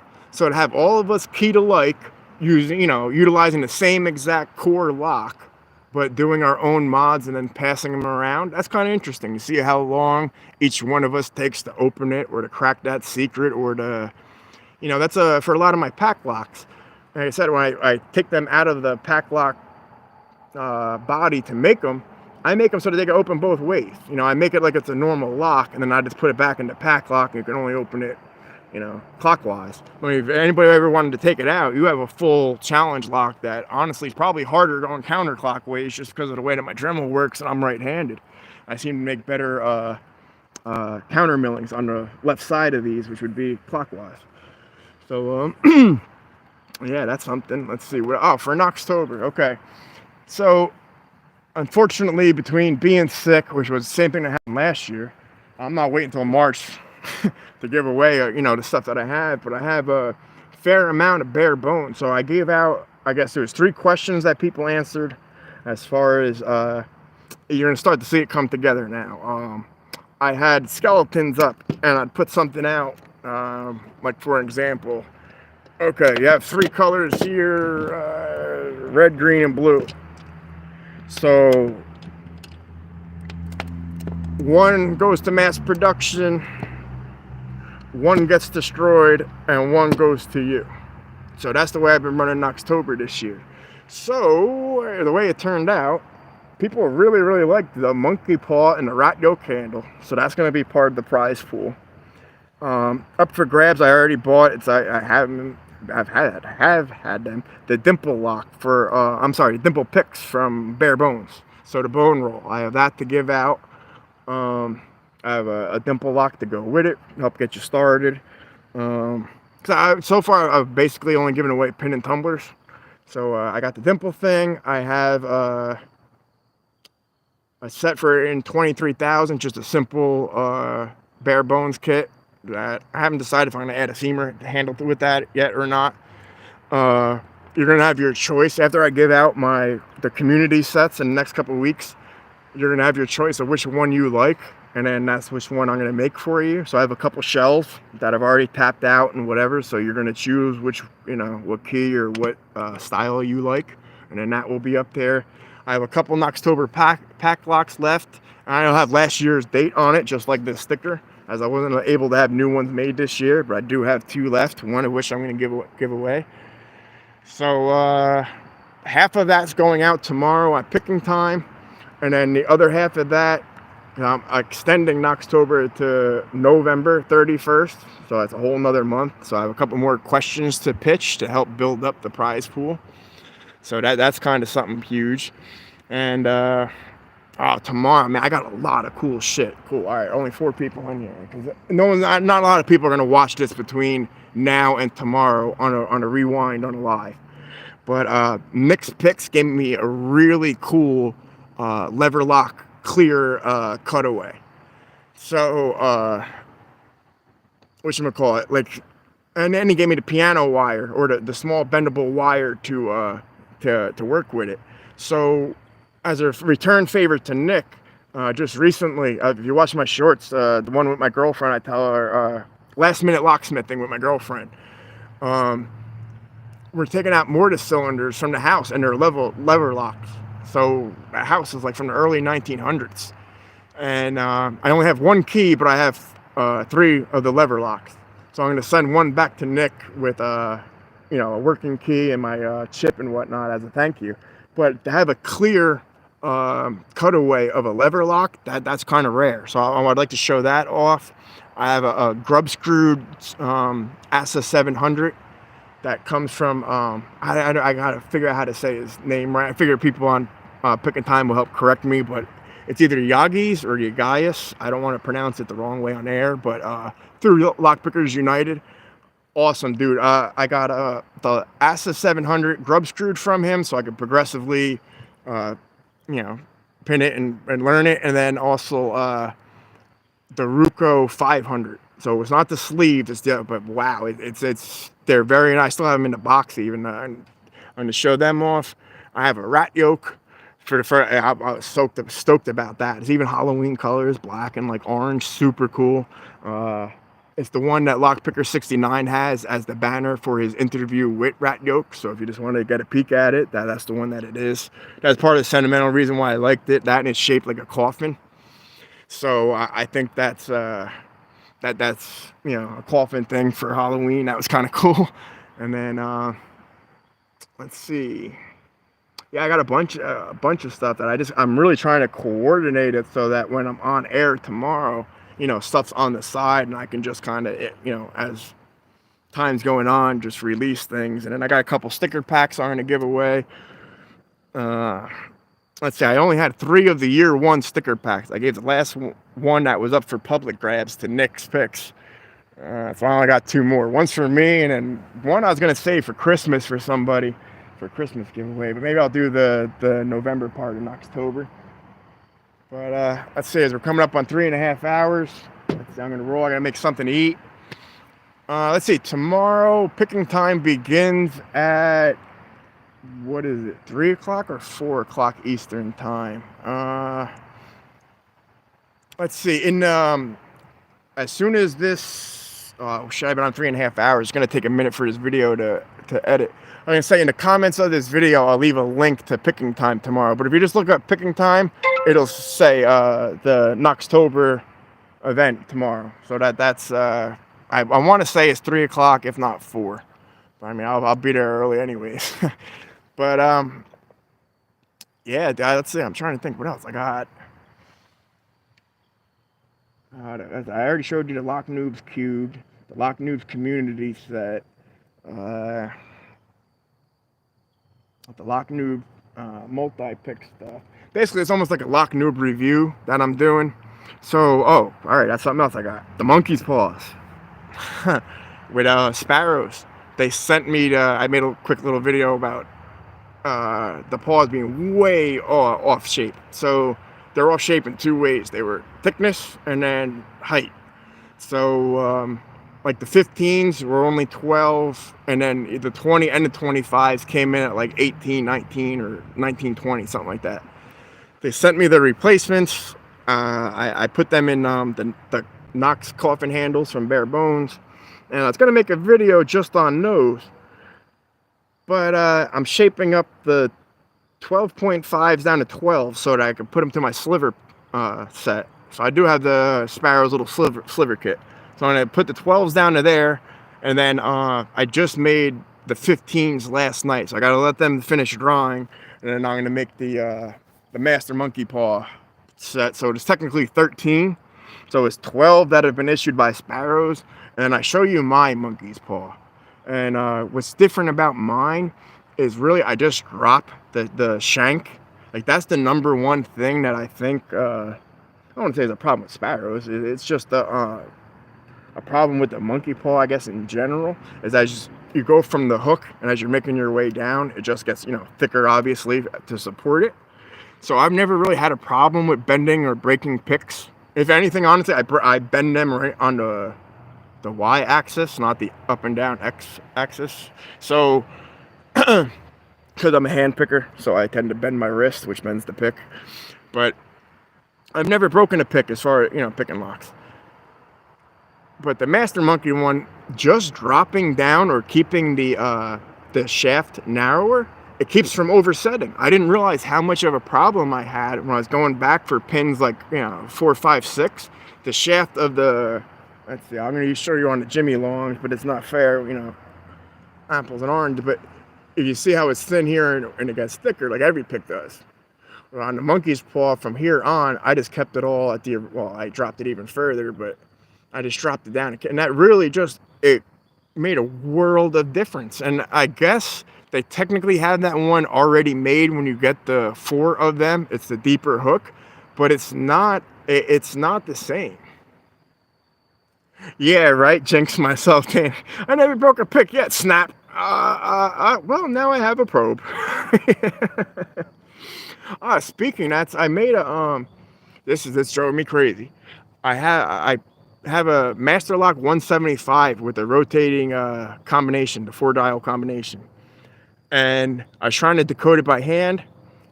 My very first lock that my father gave me back in high school as a gym locker. I still have the lock, and I had the original keys, and I always brag about it. I bragged about it yesterday, and the hasp thing that I use a mountain climbing thing, like a little latch to hold all my key rings together.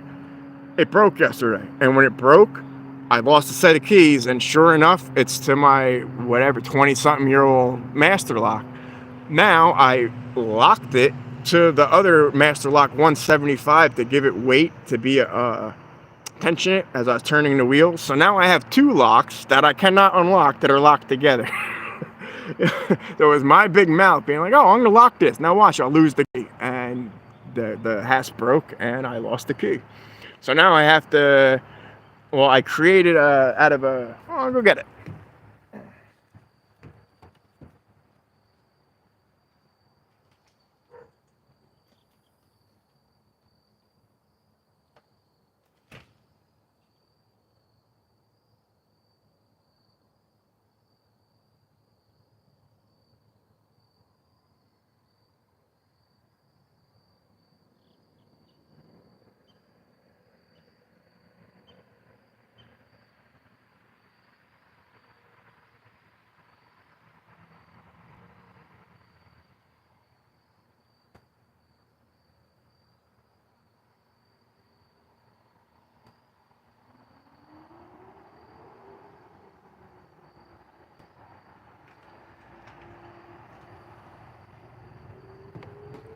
Okay. So these are them. That's not the key. I was looking for the master lock key I had with the highest cuts, and that would be it. So I think I'm going to have to impression, unfortunately.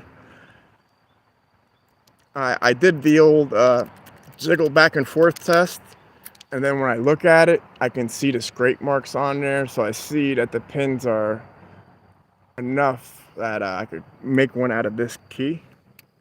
But the part that I wanted to do was the decoding.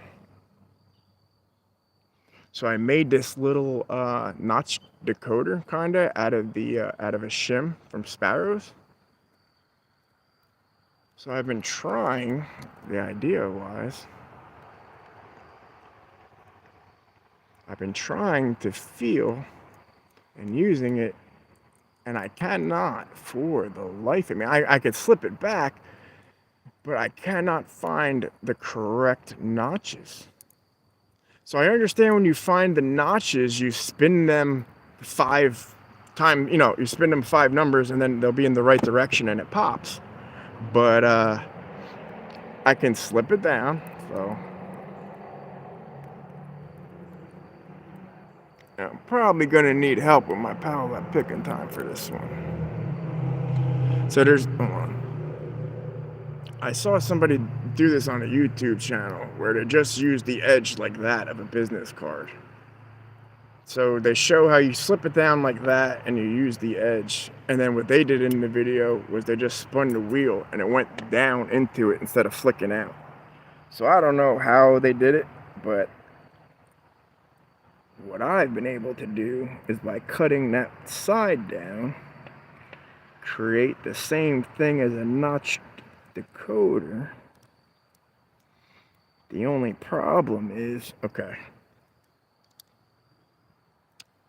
while I'm feeling for the notches,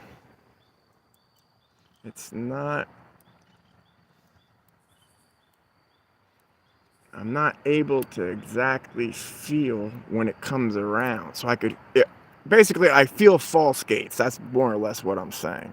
So it's like I feel a gate here, I feel a gate on like 9, and I know they're not next to each other like that. But I got to figure that out. So, all right. I'm going to go make something to eat. I appreciate you guys stopping by. When you see me coming back on live, it'll be to complete the quick set killer on the sledgehammer. I appreciate you guys for stopping by. And remember, anything is possible when everything's unlockable. Have a good night, guys.